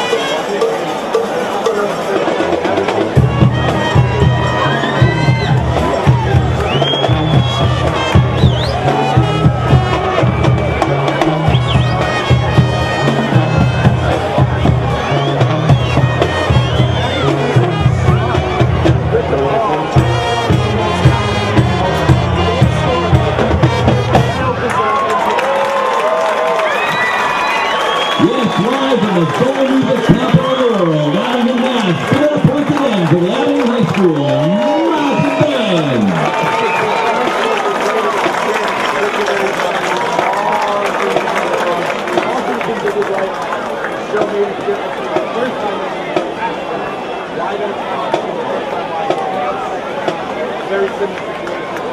We'll see if the defense can come out, make a big stop, and hopefully, hopefully the Steelers come to the ground. The rain's been coming down a little bit, as the last traces of that are coming out. As you look on the screen, it's all on Abington Super Bowl champion. Is this something that's in the future?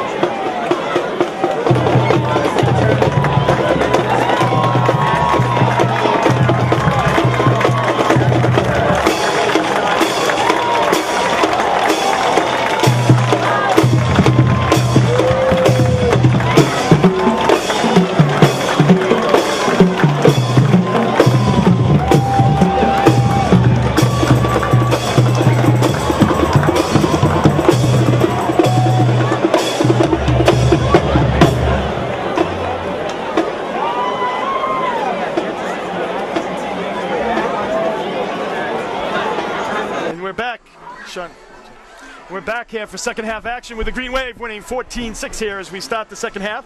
The Green Wave is just coming out of the locker room. You see led by, it looks like number 33, Christian LaPointe down there, who's had a stellar first half, a great play there to end that first half, and just an exciting first half, Sean. Both ways going back and forth. A couple turnovers, by both teams, but the Green Wave, I'll tell you, I was getting a little nervous there defensively, but they kind of really found their, found their game and really played an awesome second quarter there. Well, if you look at the sidelines over there, Mashpee just kind of sitting around standing right now. I think they're a little shell-shocked that they're losing 14-6, but this game is nowhere near being over. Wait a minute, did Mr. Polito win the $800 pot tonight?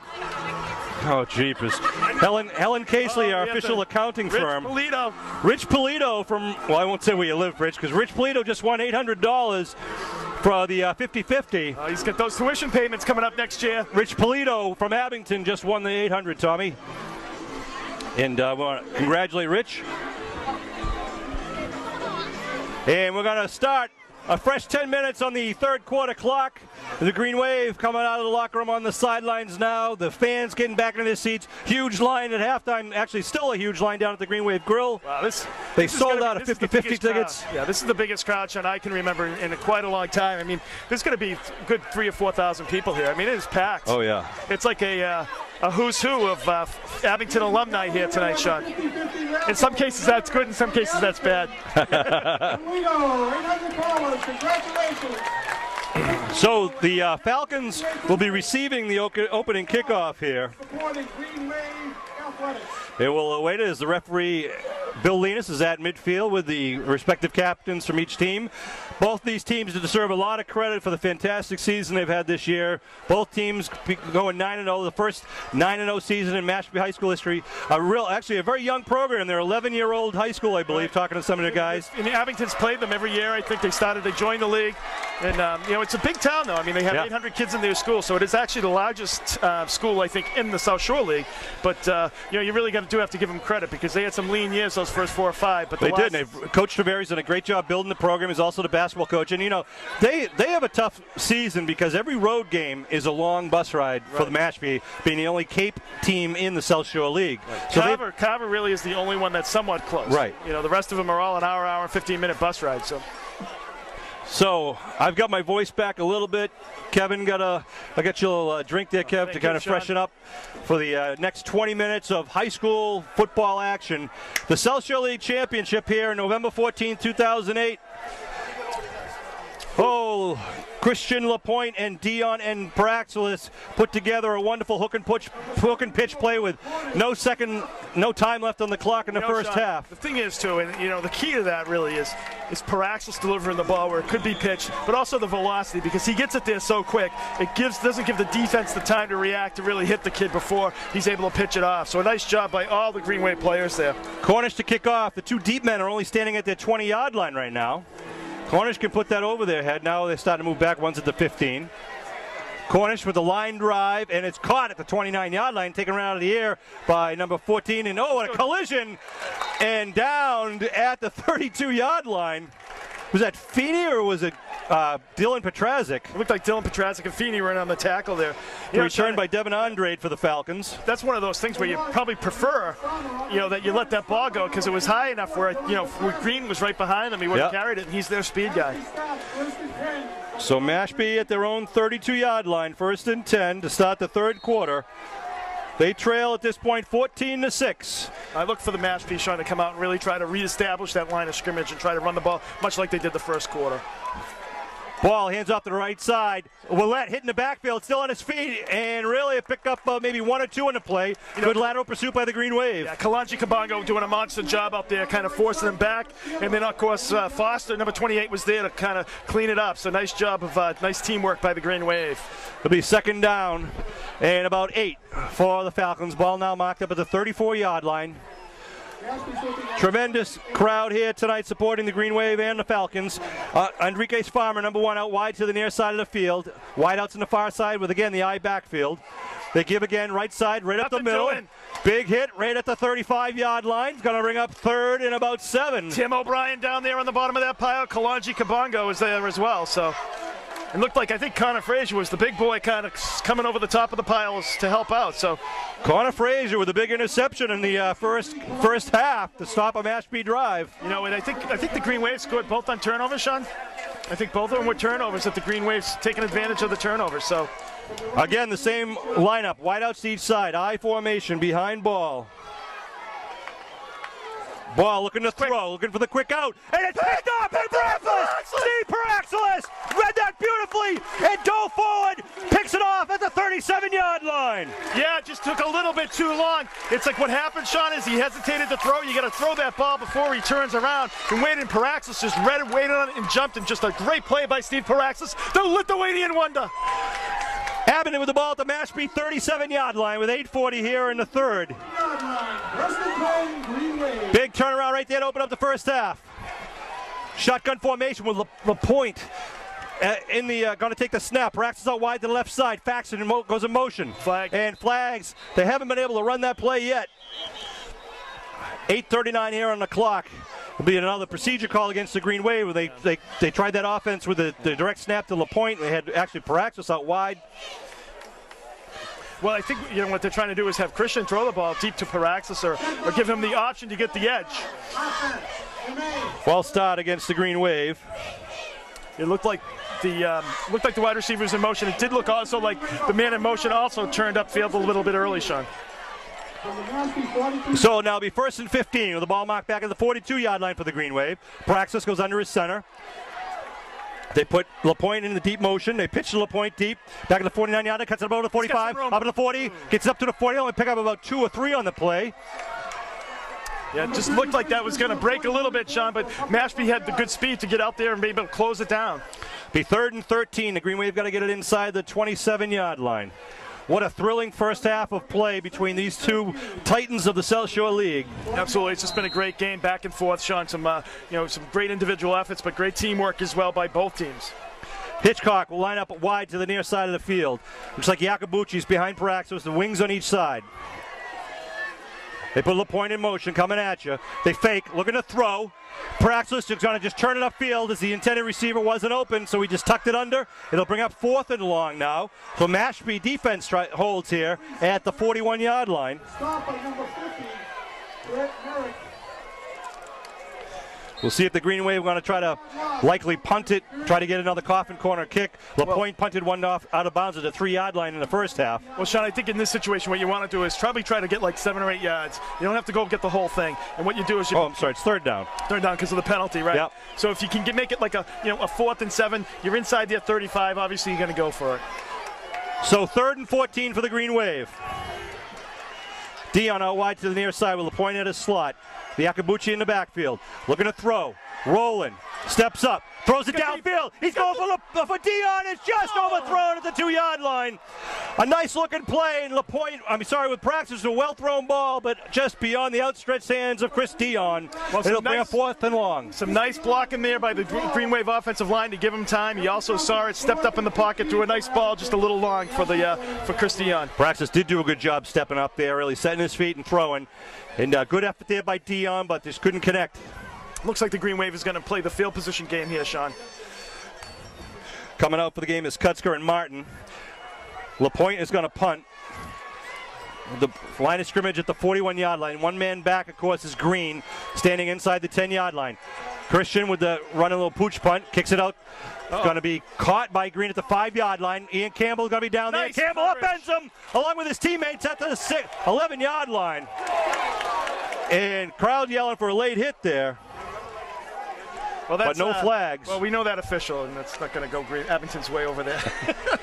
But good coverage there by the Green Wave punt team as Farmer caught it at the 5 and only got a 6-yard return or so.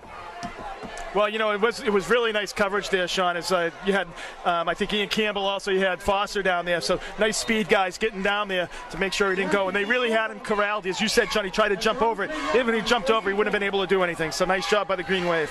We'll call it its 1st and 10 at the 11-yard line. Again, Farmer out wide to the near side. He'll get a wide out on the far side with 2 men in the backfield behind Ball. Ball gives left side, hitting the backfield and taken down. No gain. Looks like O'Brien. Campbell. No, it's O'Brien. You're right, number 57, along with Campbell. And Kalanji Kabonga was there to make sure he could pick up any debris. Second down, really no gain on the play. 2nd and 10. Dion comes in to play on the defense now, number 82. Sean, this defense has really stepped up after that first quarter. Sure did. They really have. They've tightened it up, and they've really just played a great game. So the rest, hopefully, they can keep it going. But Mashpee's got that big play potential. They want to get Enrique Farmer or Lawrence Green, really, number 22, out alone. Praxis one-on-one coverage with Farmer on the near side. LaPointe is the safety. They give right side a quick dive, and they push the pile. It's going to be short of the first as they push the pile up to about the 18, 19-yard line. 19-yard line. It'll be 3rd and 2 for the Falcons. Willett with the carry on that one. Good surge by the Falcon line. Yeah, it really was. The Green Wave looked like they had stopped at the the point of penetration there, but they were able to just find a seam there and get about 6 or 7 yards in the carry. Again, they run everything out of a very similar formation. Wide out each side, I formation. Give right side, second man through. Looks like Willett once again. Willett stood up, popped. I think Frazier just threw him back. The big 7-7, but I think he got the first down before he was pushed backwards. Let's see, they're marking him up to about the 23-yard line or so. 1st and 10 will be as they move the stakes with 5.5 minutes to go here in the 3rd quarter. 14-6 Green Wave lead as the Green Wave scored in the first play of the 2nd quarter and the last play of the 2nd quarter. On a 48-yard pass to Dion and a 49-yard pass to Dion and a pitch to LaPointe. Now Green lines up on the near side with LaPointe covering him, Farmer on the far side. Sean, I always think they're going to go. When they put him out there, it looks like they're going to go. And he throws back. Looking to throw on the far sideline, just lofts it up. And Praxis picks it up at the 47-yard line. Praxis turns it upfield, looking for blocks. Praxis over to 45, still on his feet. Praxis trying to get down the sideline and finally pushed out of bounds at the 32-yard line. Steve Praxis, the senior quarterback, with his 2nd interception of the night. The Lithuanian wonder delivers again, Sean. Wow. And a great run afterwards, Sean. You know, at that ball, I don't think they've actually played someone that can cover defense, because this kid just throws the ball up there and lets his receivers go do it. Go get the ball. But Abington, you've had a couple of occasions here where, the players are right there and they can go up and get it as well. So nice job by the Green Wave D. You know what, whenever you see 22 out wide, you know it's a pass. 4:50 on the 3rd quarter clock. Praxis with his 2nd interception of the quarter. Abington now with the ball at the Mashpee 31-yard line. Yakabuchi in the backfield. In motion. Now it's a counter play to Faxon. Faxon gets inside, loses the ball, and he's down. He's recovered by the Green Wave anyhow, but he gets it down to about the 27-yard line. 2nd down for the Green Wave. The ground definitely caused the fumble there. So 3-yard pickup, a 4-yard pickup. Steve Paraxlin playing both sides of the ball tonight, and really this team, Abington, is coming out firing on all cylinders. Yeah, you've got a lot of these players are starting to play a little bit more reps on the defensive side if they're on offense. So nice job by the Green Wave, kind of finding their best athletes, and that's what you got to do, put them out there on a night like tonight. Well, turnovers and big plays are certainly dictating this game here. 2nd and about 6 for the Green Wave. 2 men in the backfield. They put Faxon in motion. Praxis keeps, he's going to keep it. Trying to go to the right side, inside the 25, down about the 23-yard line. Very He close stays to in first down. bounds. It'll be a third down. Yeah, I really like that play too because they're expecting either LaPointe or Faxon to get the ball. That just seems like it totally catches the Falcons off guard. 3rd and 2 now. Long 2 for the Green Wave. Ball marked at the 23-yard line. I don't know. It looks 3 like minutes, Paraxis 45 actually, seconds. And it looks like Paraxis is actually liking this running the ball thing, Sean. He's returning those interceptions and doing some nice job of running. There's no doubt about it. He's one of the best athletes. Dion and Faxon out very wide to the far side. LaPointe on the near side out wide. Campbell in the backfield. They give no, Praxis takes it, but it'll be stood up at the line of scrimmage and brought backward. It'll bring the 4th down now for the Green Wave as they tried to spread the defense and just sneak it up over the right tackle, but to no avail. Yeah. Mashpee defense holds 4th and 2 for the Green Wave. That's not a bad idea, trying to do a little bit quarterback draw there and, trying to spread them out. They had 2 wide receivers on both sides, just trying to spread the defense out. I think once you get past that initial line of scrimmage, it's easy running, but Mashpee did a nice job of, covering the point of attack by the Green Wave right over the guard. Offensive coordinator Ed Riley giving a play to Steve Braxel. It's 4th and 2. 2 minutes and 50 seconds here in the 3rd quarter. 14-6 Green Wave lead. Usually I like the rollout, Sean, but in this situation, this team has really done a nice job of covering the bootleg and he's taken away the option of running for Paraxis. 3 men in the backfield. Foster, Campbell, and LaPointe deep. They pitch. No, they fake it. And it's going to be a muff play, and it'll be taken down at the 30-yard line. Be a turnover at downs at the Mashpee 30. So, Mashpee defense holds. I'm not sure, a little miscommunication there. Now with 2:32, Mashpee takes the ball back after the Green Wave don't take advantage of the interception. So it is starting a light mist as well out here on the field. So I don't think it's going to be a factor, but it is a little bit of a mist. Mashpee 70 yards away from the end zone here. 2:32 to go in the 3rd quarter. They trail 14-6. Green Wave defense out on the field. Again, the eye with wideouts to each side. It's like Farmer on the near side. They give second man a left side. It's Green. Green trying to turn the corner over the 40. Green tries a lump over man, and a nice job by LaPointe. He saw it coming. He just grabbed him and threw him down. Could have hog-tied him if he had a rope. I don't know what that is, that jumping thing, Sean, but you're going to kill yourself eventually. Somebody's going to take you and just plant you in. But a good pickup. Pickup of about, 17-yard pickup up to the 47.5-yard line. It looked like the Green Wave player took the inside rather than the outside. Lost containment, was able to get the edge, and came up for the big 14-yard pickup, Sean. 1st and 10 for the Falcons. Both teams undefeated in the South Shore League. Both teams undefeated overall. Farmer on the near side. Raymond on the far side. I formation. Ball under his center. Gives first man through, right side. Number 4, stopped, stood up, popped. That's Tade Dias on the run. Maybe a pickup of 1 on the play, if that. Kalonji Kabongo went on that tackle, Sean. I mean, he got hit 4 or 5 times. It's tough running for about a half a yard, so nice job by the Green Wave defense. Sean McHugh, number 55, takes a breather as Connor Frazier, number 77, comes in the defensive tackle. Jeez, what a joy it is to watch someone like Kalonji Kabongo, the senior defensive end there, number 63. He's just done a stellar job. Starting, I think, in his sophomore year. He's had a great career. We'll let the deep man, I believe, in the backfield now. Farmer on the near side. That's not a flag. No movement. Oh, come on. I flag thrown. Sides. We'll see what the call is, if the Green Wave encroached or if the Falcons moved. 1:21 in the 3rd quarter clock. Let's listen to referee Bill Linus. Let's see.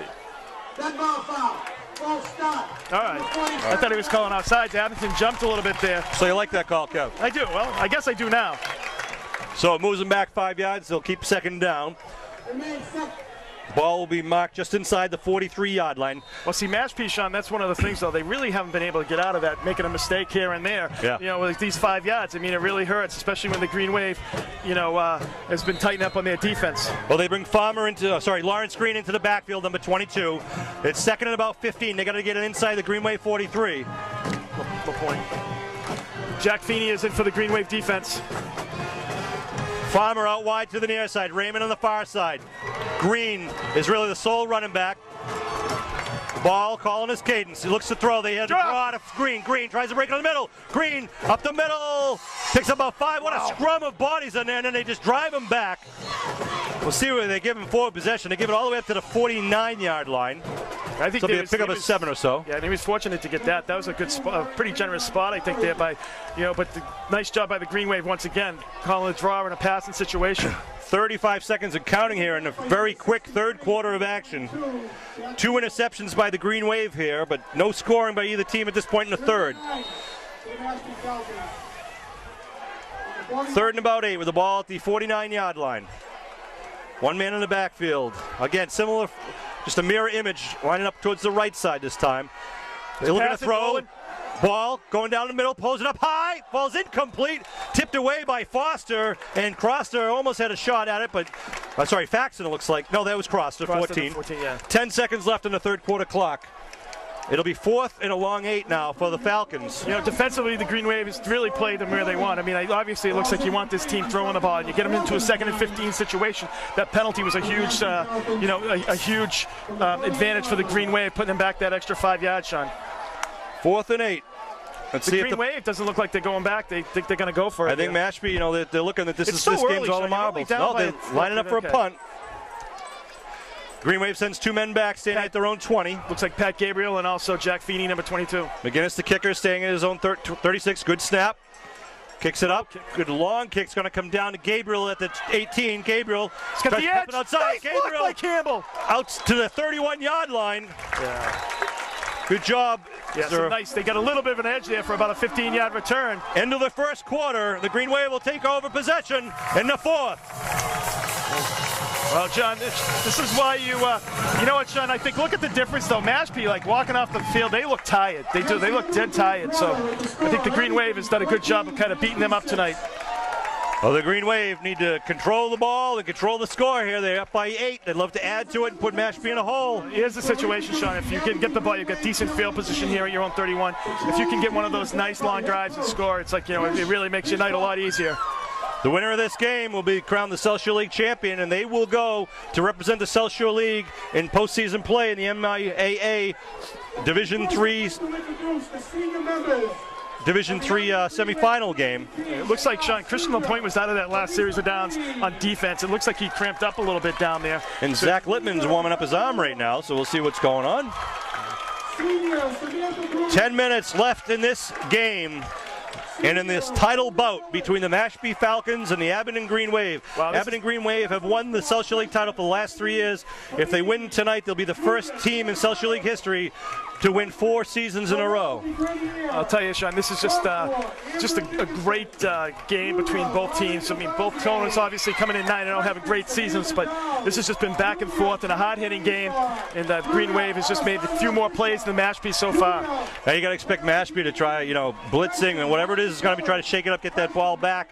Abington, 1st and 10 at the Abington 31-yard line. Hitchcock out wide to the near side. Dion, the right side tight end. 2 men in the backfield behind Paraxelis. And whistles blown as the handoff was to Faxon, right side. See what the call is. It looked like, I think it's going to be motion, but. Referee Linus. Red ball foul. False stop. Number 63, Green. Kalonji Kabongo called with the infraction. It'll be 1st and 15 to move the ball back to the 26-yard line. Well, kind of starting off the same way Mashpee started off their series there, Sean, with a big 5-yard penalty. So, a full house crowd here at Memorial Field. Abington faithful really came out in style to support the Green Wave, as did the Mashpee Falcon fans. Now they send slot left, slot right on each side here. Slots on each side, I should say. Wideouts everywhere. Dion, he's rolling, looking for Dion. They throw it out to Dion. Oh, and he came down with it. What concentration as he bobbled the ball and came down with it, diving towards the 34-yard line. Well, Sean, I think it's one of those things where he took his eye off the ball there, was to bobble it, but really, what nice hands to come back and really be able to adjust and make the play. 2nd and 8 now. The ball marked at the 33. They got to get it over to 41 for the first down. The opening minute of the 4th quarter, the Green Wave up 14-6. Mashpee scored in their first possession and have been shut out since. I really like this because he's so much bigger. He can really power over Farmer, number 1. Right. Faxon goes in motion, right side. Paraxelis back to pass. Draw play right up the middle. And it's going to be Yakabuchi. Breaks the tackle. Yes. Yakabuchi inside over to 40. Very close to the first. I think he's going to be about a yard short. Bring up 3rd and a short 1 yard. Yeah, Yakabuchi with a nice hard run there.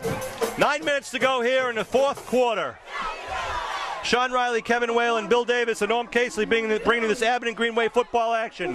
The 9-0 Abington Green Wave against the 9-0 Mashpee Falcons. It's just a shame that one of these teams has to lose this game, Kev, for the great seasons they each had. You're absolutely right, Sean. I mean, both teams are really playing their hearts out, and this is just great football. This is what high school sports are all about. 3rd and 1 for the Green Wave at the 40. Sneak by Praxis, gets bumped, goes to the right side. I believe he got it, Kev. Yep, looks like they're going to mark it just enough for the first down. They'll be moving the stakes for the Green Wave at 8:35 left to go in the game. Well, Praxis kind of, goes off the guard a little bit, was stopped, but a nice second effort there. He comes up limping, however. A little shaken up. Littman's arm is ready in case they need him. Praxis wants to stay in. Now 27, Ian Campbell going into the huddle. It looks like he's already running a little bit better, just a little gingerly. So Yakabuchi going to take a breather for the Green Wave. First and 10. That's a huge first down, especially field position-wise this late in the game. 1st and 10 at the Green Wave 42-yard line. 4th quarter action here. LaPointe in motion again, right up the middle. Nothing doing. Mashpee Falcons there to answer the call. Yeah, there's a lot of hard hitting down there, Sean, in the trenches. Campbell had the handoff there. Met some of the senior linemen for the Falcons. As we get just under 8 minutes to go. We'll call it 2nd and 10 again. Yakabuchi rejoins the huddle. We saw, when Christian was hurt there, Sean, with his, we saw Tim Mussolini, who is the trainer, has been working on him. So trying to get that, stretched out so we can. Campbell's now stretching out a hamstring right now on the sideline. That's what happened. You get a little bit of a humidity tonight here in the air. People get dehydrated. LaPointe on the far side, Faxon on the near side. Slot is Hitchcock on the far side. They throw it out to LaPointe in the flat. LaPointe gets it back inside. LaPointe, with a 50, LaPointe still on his feet, and he's going to be about a yard shy of the first. Nice bit of running there by Christian. Basically, that's a wide receiver screen. You see the whole offensive line kind of move in mass, and they move out from their spots, and he's able to kind of slide out from underneath. You seal off the outside coming in. He comes in from behind. Nice job. Nice 8-yard pickup. And not to be a homer, but is Steve Praxis the Tom Brady of the South Shore League? Oh, absolutely. I mean, he's such an accurate passer. I don't know the way Castle's been playing. You can say Matt Castle. So absolutely, though, he just has a cannon for an arm. And Steve, he really knows how to run the offense, and when he needs to fire it on a frozen rope, he does. When he needs to lay it up, it's beautiful. And he just really runs it. The team has full confidence in Steve Praxis. Here we go now. 3rd and a long 1 here with the ball just over midfield, the 49-yard line. Movement. Give left side Faxon. It's going to be offsides. A late flag. I think it was encroachment by the defense. Yeah. I think what happened was the center snapped the ball once they jumped. Yep. It should definitely be offsides. Let's see. We'll wait for the call. The side judge passes the word on to referee Linus, and he's saying to Mashpee, it might be. Well, he's saying something to Mashpee. I don't know if it's against them or not. We'll see. The run play was up to the 40, just over the 45-yard line. The line of scrimmage was the 49. So let's see what they're doing. It's going to be offside. Yep. That's a smart play by Cornerstone, Sean. The National Honor Society kid, he saw them jump off sides, and he was able to snap it to get the quick 5 yards in the first down. So a huge play, nice heads-up play by the center. Hey, Kevin, I'm glad you mentioned. I want to send a shout-out to Chris Dion, number 82, Rob Cornish, number 74, Christian LaPointe, number 33, and Kyle Linehan, number 88. National Honor Society inductees from the Abington football team. There are many, many more on National Honor Society inductees. I try to get to them whenever we get a break here. I formation, 1st and 10. Give, left side. Faxon leaps over a couple of tacklers, brings it in about 3 more yards. Line of scrimmage was the 44. He gets it down to inside the 42 or so. Pick up a 2 on the play. Sean, as you have this long drive, it really is, the clock is your friend. Just grinding it out like this, taking 3 plays to get that first down. You take the time off the clock, and the Green Wave is doing a nice job of having a nice drive. If they can keep it going, it might be lights out for the Mashpee Falcons. 2nd and 8 now with the ball at the Mashpee 42-yard line. We are down to the 5.5-minute mark in this game. 14-6 Green Wave lead. Looking to add to it. 2 men in the backfield. Looks like LaPointe and Faxon. In motion goes Gabriel. Rolling out, it's got some Praxis, room. booting to the near side, throws it up and over there. Dion in and out of the hands at the 29-yard line. A nice thrown ball by Praxis and a good effort by Chris Dion, number 82. Had a little air under it there, Sean, but just was just couldn't go up and get it. It looked like he did have a little room to run in that situation too. He had a nice line of wall blocking. I really think this team is getting a little tired because it's like, they before at the beginning of the game they were like out here on these edges. He couldn't bootleg at all. He had a lot of time in that situation. There was a lot of blocking and there really wasn't any pressure. And all you underclassmen, I think you see the benefits of the hard work that you put in over the off season and during the season. I want to thank Tim Marcelino, the trainer for the Green Wave, and all the Green Wave coaches. Getting in shape keeps you in 4 quarters of games and also keeps you from injuries, as we've seen all year. Now Dion on the near side is out wide. Hitchcock out wide. Shotgun formation. Whistle blowing, a timeout being called on the field by the Green Wave with 5:20 on the clock. I think that the clock was already stopped, so you're not like not taking any time off the clock. So I think that's a pretty good timeout because it's 3rd down. This is a big play here. This is the difference between punting the ball away, and also or being able to get a makeable 4th down situation. As I said, tremendous crowd here for the Abington faithful, and they're staying, Sean. Nobody has left. Pandemonium here on both sides of the field. These big plays we've seen all game from these guys in the blue and white and the guys in the green and white. 3rd and 8 now for the Green Wave. The ball marked at just about the 42-yard line of the Falcons. 2 men in the backfield behind Praxis. Praxis fakes, rolls, looking for the shovel pass, trying to get it to LaPointe, pulls it up, throws it to LaPointe, and he's going to be run out of bounds. Keep the clock going. Stop him. No, they stopped the clock at 5:10. Praxis did a good job. It was supposed to be a shovel pass, but the linemen were interfering with it, so he just kind of took his time, waited for LaPointe to break open, but by that time the linebackers were able to react on top of LaPointe, and I think he turn it up. That really was a nice athletic play by Praxis, being able to pull it down, avoid that rush. Called a loss of 1 on the play. It's 4th and 9 now with the ball at the 43. They did keep the clock going, so it's just under 5 minutes remaining in the game. LaPointe standing at the Abington 45. Green is down at his own 11-yard line. Good snap. Kick going to the sidelines once again, trying to get it to the corner. It's going to bounce up. Green picks it at the 4-yard line. Green hit at the 5, still on his feet. He's going and trying to get across. Yakabuchi got some. Yakabuchi takes it down. Yakabuchi with a huge play with punt coverage. The senior, number 40. Wow. He was just back there kind of trying to pick his spot, and the Green Wave did a nice job of maintaining their lanes so he didn't have a lane to shoot up into, and Yakabuchi and also Dion were right there. If you notice, Sean, they actually weren't like sprinting down. They were kind of just maintaining their lanes, kind of keeping their space, so he couldn't react to him, because if you dive at a guy like that, he's going to be going right by you. Mashpee at their own 2-yard line with 4:32 left to go in their season. They trail by 8. They're going to have to really pull one out of the bag here and get into the Green Wave end zone. Again, Sean, the biggest thing is you can't give up the big play. They got a long way to go. There's plenty of time left in this game for Mashpee to make it. Raymond on the near side. They've never thrown to him all game. Back to the power game. Give left side over the tackle. Gage breaks through over the 10 and going to be taken down. What a pop by LaPointe. Taken down from behind by a Campbell. Yeah, but he gets out. That was Faxon. But I'm sorry. It was Campbell. I think it was Campbell. Or I think Campbell had him under down low, but Christian LaPointe was there to help out. So a nice 19-yard gain to get him out of the trouble there. First down. I think it was Gabriel on the tackle there. Well, whoever it was. First down. Hand to the right side now. Breaks open over the 25. He's got some room. Still on his feet. Some big hitting down there. Campbell now takes him down with a teammate at the 38-yard line. Coming down at the 4-minute and 2-second mark. 14-6. Green Wave lead. Mashpee not only needs a touchdown, but they need 2 points to tie. 1st and 10 from the Mashpee 38-yard line. These guys are all giving their heart out there. Farmer out wide to the far side. Raymond in the near side. I formation behind Ball. Ball again, hand off right side. Green cuts it back over the 40, 45, up to the 49. Gets the first down as he was tackled on the play by 14 Crosta. Andrew Crosta, the junior.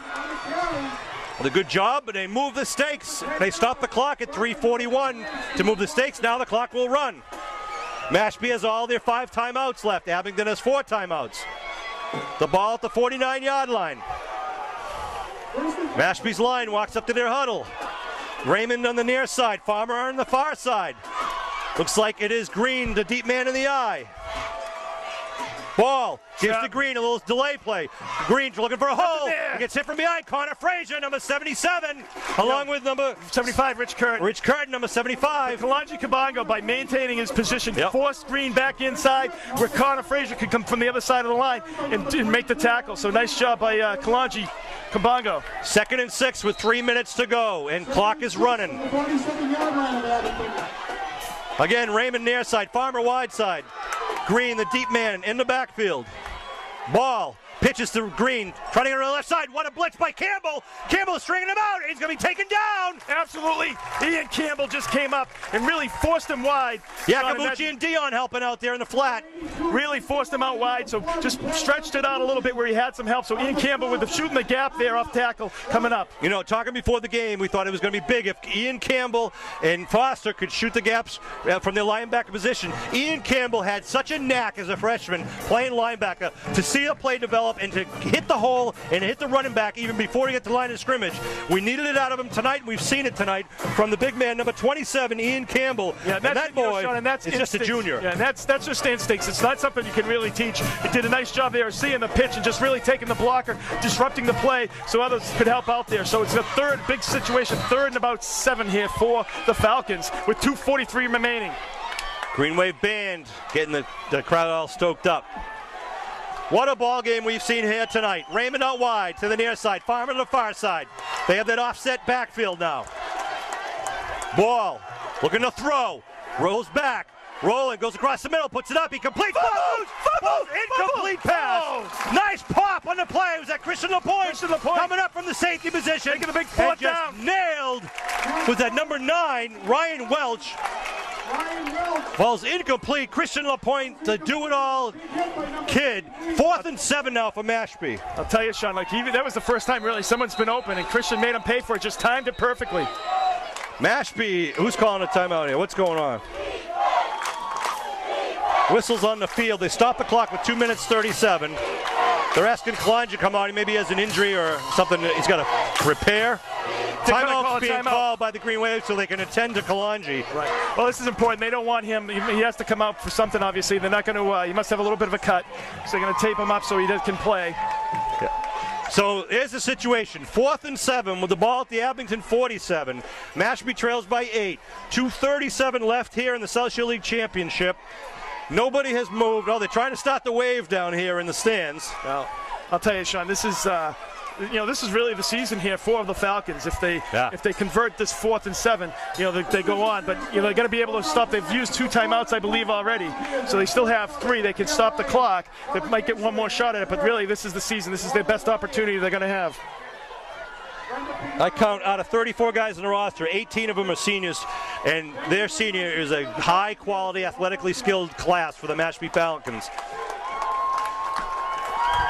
4th and 7 for the Falcons. Green Wave cheerleaders on the side, on the track, trying to get the team going. Green Wave sidelines trying to get going. Green Wave fans getting going. Green Wave defense is pumped up. Here come the Falcons. They break their huddle. Raymond on the near side. High formation in the backfield. Looks like might be Willette deep in the backfield. Long call. Looking to throw. Going down to the sideline, and it's complete to Farmer. Steps out of bounds at the 30-yard line.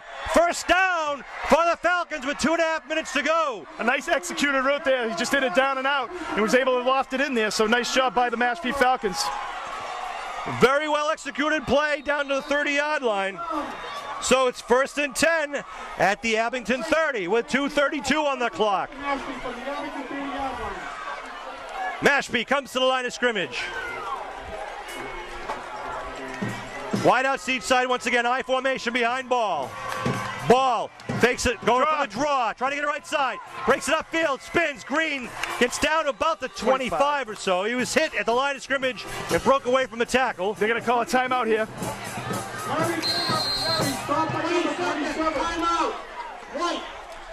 Another timeout by Mashpee. 2:20 to go. I'll tell you, this is like another one, Sean.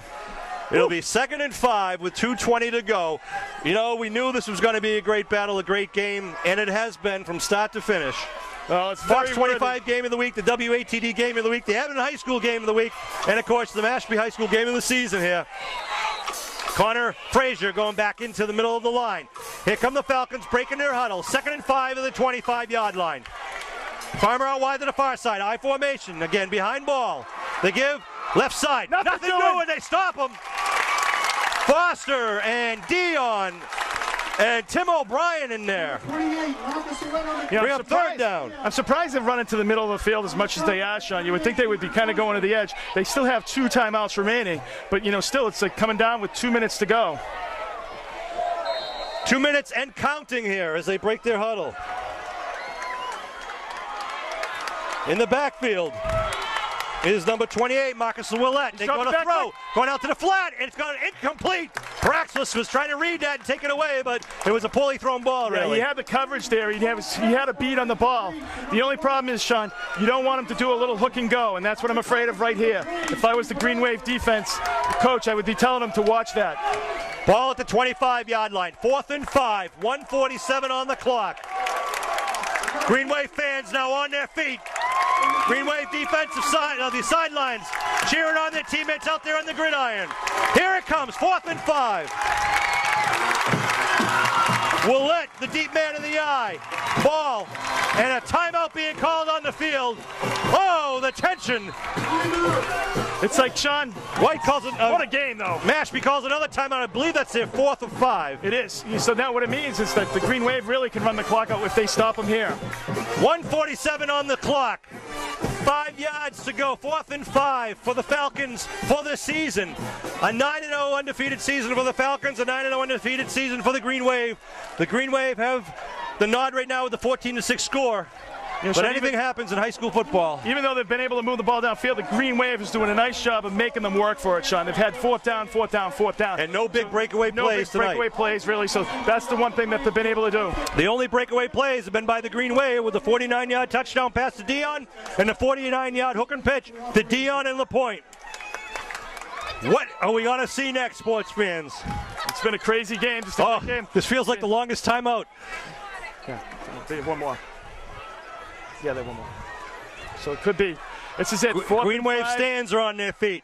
This is literally it for the season for the Mashpee Falcons. It is, and they're taking their time in their huddle. Even WATD guys are trying to get the fans up nice and loud. 4th and 5 from the Abington 25. Matt Ball, the senior quarterback, with their coach, Primary, trying to decide what might get him 5.5 yards or more. 1:47 left on the clock. They break the huddle. Again, they've got Willett, the deep right behind in the backfield. 2 men out wide to the left side. Ball looking to throw. Looking for the sideline. They're throwing it down deep. Yes! Incomplete. Incomplete as Kalonji Kabongo just put ball into the turf after he released that ball. And the Green Wave will take over 1st and 10 at the 25-yard line. Sean, and they tried to run the play exactly what I said, trying to do the out and then go up. And Paraxlis, though, didn't bite on it. I think by calling that timeout, he was able to come over and the coaches were able to tell him, hey, watch that. So nice job by Steve Paraxlis coming up big with nice coverage. The Green Wave now with the ball and an 8-point lead with 1:42 to go. Come down. So, what a great game! Unbelievable. 14-6. You can't ask for any better. Best $5 you can spend. Oh. Now Abington just got to hold on to the ball here. Mashpee only has, I believe, one more timeout. One more timeout. It's suddenly, as Kevin mentioned, the rain starts to come. Hitchcock out wide to the near side. 2 men in the backfield for the Green Wave in an I formation. Paraxlis gives first man throw right side. Who's that, Faxon or Yakabuchi? Faxon. And a timeout. That's going to be the. I think that's their 5th timeout, Kev. I think he said one more. Oh, maybe he does. Maybe we counted one for them that was actually Abington's timeout. 1:38 on the clock. The ball. It's never over, Sean. If they have the one timeout, the Green Wave could pretty much take a knee, but they can't. So they get 2nd and 8 here. Kevin, this is unlikely. I think I'm more excited than you this game, which is highly just out of the ordinary. Well, prescription drugs can do that, Sean. Ball's marked at the Abington 27, 28-yard line. Be second down and about 3 for the Green Wave. 1:38 left here in both teams' undefeated seasons. Absolutely, just you got to give credit. I mean, to the Green Wave defense there. I mean, they bend but didn't break, and that's all they needed to do. Just a great game, by the defense, really stepping up big. It looked like they were going to be able to run all over them at the first half, Sean, first quarter, but the defense really just stepped up large. I don't know how we're going to pick plays of the game tonight, too. I mean, this is tough. All right, here we go. Second and about 7 for the Green Wave. In motion goes Faxon. They fake it's a counter play. Coming up left side tackle. Nice spin. Gabriel just lures this forward. Gets that first down. How'd it go? That kid all year from game 1 to here game 10 gives 112%. The only thing you can say, Sean, about him is he's a football player. Yeah. It's going to be a third down and short. They're saying fourth. It's really third. Yes, it is third down. Are they going to measure this, or what are they doing here? Yeah, it's only third down. The chain crew has. Yeah, but I mean, he's a football player through and through. I mean, he's on special teams. He's on defense, on offense. Just a special player. What are they talking to Captain Tim O'Brien? Oh, they're going for a measurement here. I think they let him view the measurement. Yeah, and I think this also Mashpee may have called for the measurement to see, stop the clock here. 1:26 on the clock. It's going to be inches short. About a foot short. Yep, you see referee Bill Linus there. Mashpee a little dejected right now. They think the game is over, but it ain't over. 1:26 on the clock. Well,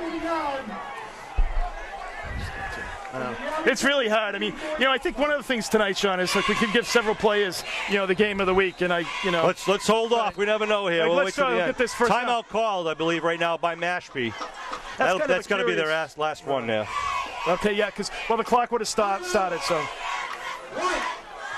I'll tell you, this is just a hard-fought game. I mean, I don't think there were many people in this league that were even giving Abington a chance to go up against Mashpee, saying Mashpee was just too big. But the Green Wave, they might be a little smaller, but I'll tell you that their hearts are just as big, and it's a great job by the Green Wave all night long of battling this fine Mashpee team. Hey, and kudos to the Mashpee coaching staff and the Abington coaching staff.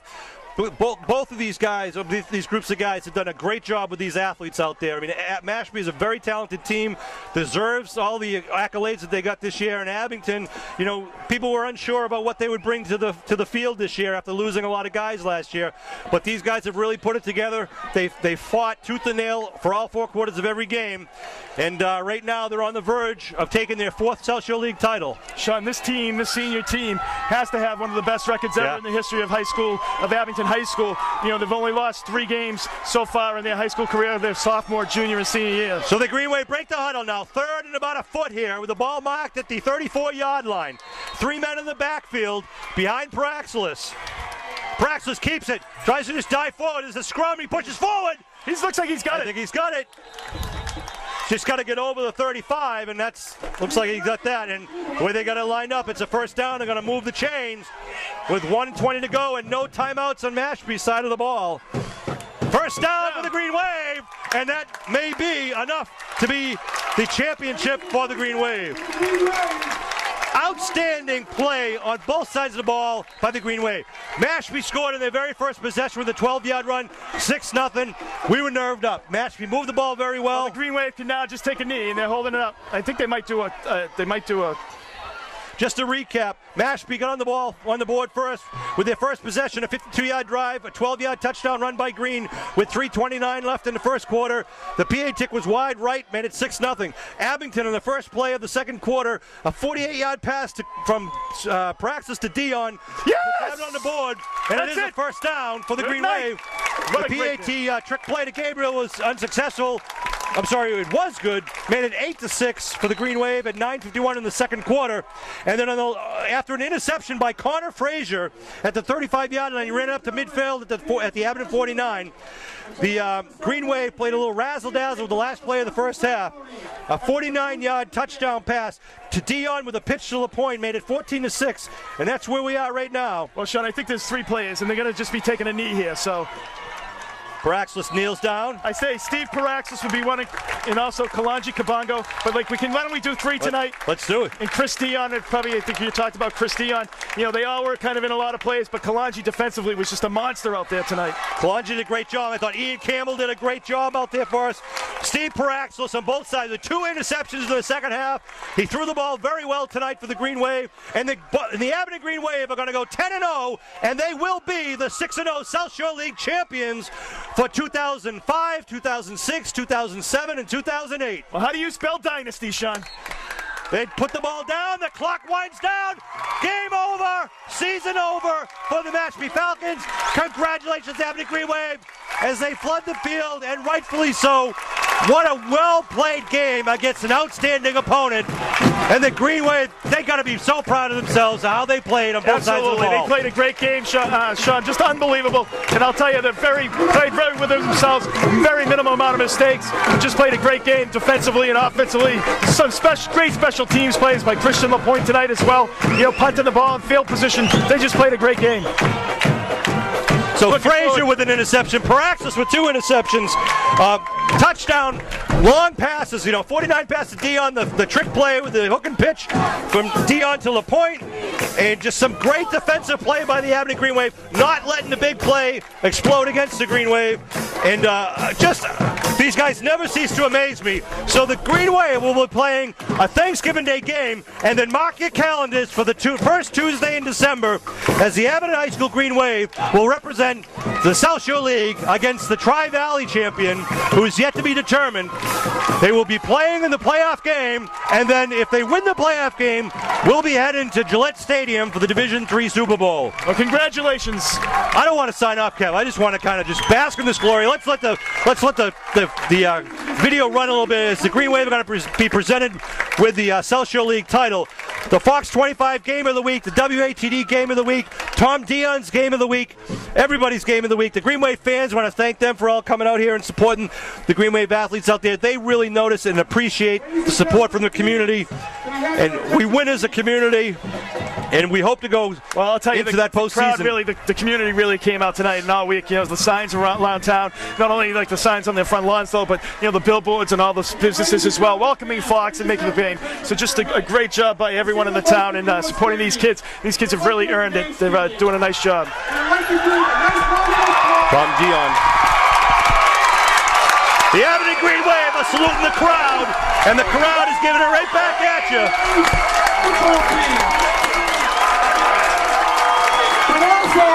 But also fans, let's give a nice warm round of applause for the Mashpee Falcons, because this was truly a heavyweight championship match.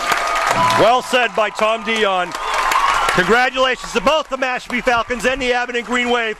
2 outstanding teams, 2 outstanding seasons. As we said earlier, it's a shame that one of these 2 teams have to win, because either one of them could represent the South Shore League very well in the postseason play. Absolutely a battle. It's just a battle, and we said a battle of the Titans at the top, Sean, and that's exactly what it was. 2 kind of very different teams as far as their, how they're made up. The strength and the brute force of Mashpee against the quickness of Abington. And tonight it was the quickness that won out. I cannot wait to see the replays on Fox 25 News tonight and to watch this game again and again, because this was one of the best hard-fought football games between 2 high school teams. Whether it was 34-32 or 14-6, just great play by both teams. And the Mashpee Falcons have nothing to hang their heads about. A tremendous 9-1 season. They actually got a Thanksgiving Day game to go. Yeah, they really did. Sean, and they're a talented team. You get some players, and that kid Green is a special player. Tom Dion on the microphone. In honor of this 2008 Green Wave football team on their 3rd successive South Shore League championship.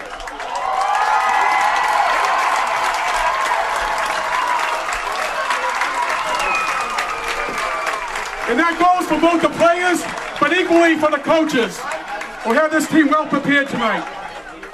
But one of the things that happens up here in the press box, everything doesn't go according to Hoyle. And one thing that this is our 10th game, it's our last home game. One of the things I'd like to do right now is to introduce and acknowledge our 17 seniors on this Abington football team. They played in their last home game, and what a game it was. Okay, first of all, I'd like to introduce number 3, senior quarterback, Steve Paraxlis. Stevie Paraxlis with 2 interceptions and ran the offense to perfection tonight. Number 7, senior split end, Tyler Hitchcock. Tyler Hitchcock, number 7, had a tremendous season. He actually got knocked out in last year's game and came back to be part of this victory. Pat Gabriel, can't say enough about number 20. Pat Gabriel, all over the place all the time. Number 28, senior linebacker, Stephen the Hitman Foster. Steve Foster, number 28. One of the fastest linebackers in the Social League. Senior running back, Anthony and toughest. Canada. Anthony Canada, big part of this Green Wave team. No I in the word team. Senior fullback, Pat Yakabuchi. Pat Yakabuchi. We saw some huge hits from Pat Yakabuchi tonight, and a strong fullback for the Green Wave. Senior running back, Keith Faxon. The fax machine, Keith Faxon. The kid gets it done when we need it the most. 54 senior lineman, Jonathan Dan. Jonathan Dan, another senior, big part of this Abington High School Green Wave team. Number 65 senior linebacker, Joe Theodore. Joe Theodore, a guy with strength and wheels, gets it done in the trenches for the Green Wave. Number 66 senior linebacker, Nick Lewick. Nick Lewick for the Green Wave. Number 66. Part of this Green Wave dynasty. Number 79, senior tackle, Big Sean Martin. Sean Martin, one of the big tackles for the Abington Green Wave. Number 80, senior receiver, Bobby Dillon. Bobby Dillon, number 80, another senior out of the 17 seniors that have led this team to victory. Number 82, senior tight end, and I've been waiting to do this all year. This is my boy, Chris Dion. His boy, number 82, Chris Dion, one of our players of the game. Tremendous season for Chris. Senior receiver, Larry Francis. Larry Francis, the Abington Green Wave. And number 87, senior wide receiver, Aaron Parsons. Aaron Parsons, number 87, another one of our 17 seniors for the 2008 Social League champs. The heart of this team, our senior co-captains, number 57, senior guard, Tim O'Brien. Tim O'Brien, beautiful Tim O'Brien, number 57, one of our captains. Does it on both sides of the ball. And finally, number 63, Kalonji Kabonga, one of the best defensive ends to put on a Green Wave jersey, and a tremendous offensive guard. And what a leader, Tim O'Brien and Kalonji Kabonga. It's great to see WATD. I'll remind people to watch Fox News tonight for the replays. WATD is down there live on the field. 14-6, the Green Wave take home the undefeated season, take home the Social League trophy, and they will prepare for a Thanksgiving Day game and a postseason playoff game against the winner of the Tri-Valley League, which will probably be either Medway or Norton. That's being played out right now, and if Medway wins tonight, they'll clinch for the Tri-Valley. If Norton wins, they got to see how the Thanksgiving games play out. What a tremendous showing of Abington fans. Great job by the Green Wave boys out there. Congratulations, these guys earned it. We'll see you at Thanksgiving, but more importantly, show your Green Wave pride and come out to the playoff game for the Division III and Social League champions, Abington High School Green Wave. Thanks for tuning in.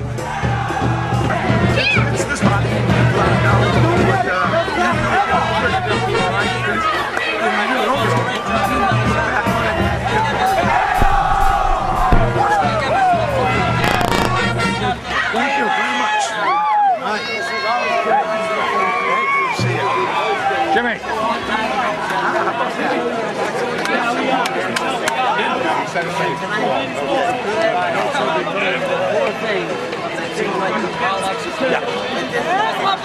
Everybody came out to play. I mean, we dressed up. Ron played great defense and stepped up big time. Everybody was stepped up. Well, I think the play you'll talk about is you all move on to college in a few years, so I think you can go next year, but you come back on Thanksgiving 20 years from now. I think there's one play.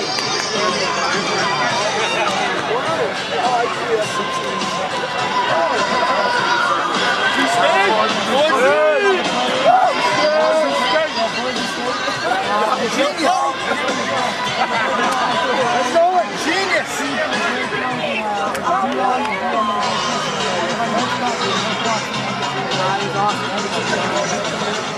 turns and we run that first track. That is great. Well, we got some presentations that we want to make sure. The first one is all about a game as far as the competition.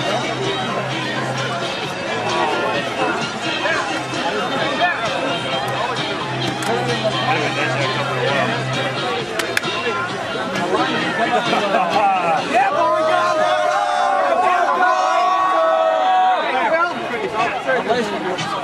Excitement down here. I get fun. And also, when we roll a baseball bill, the winner. Stevie Bay! Would it be Stevie Bay?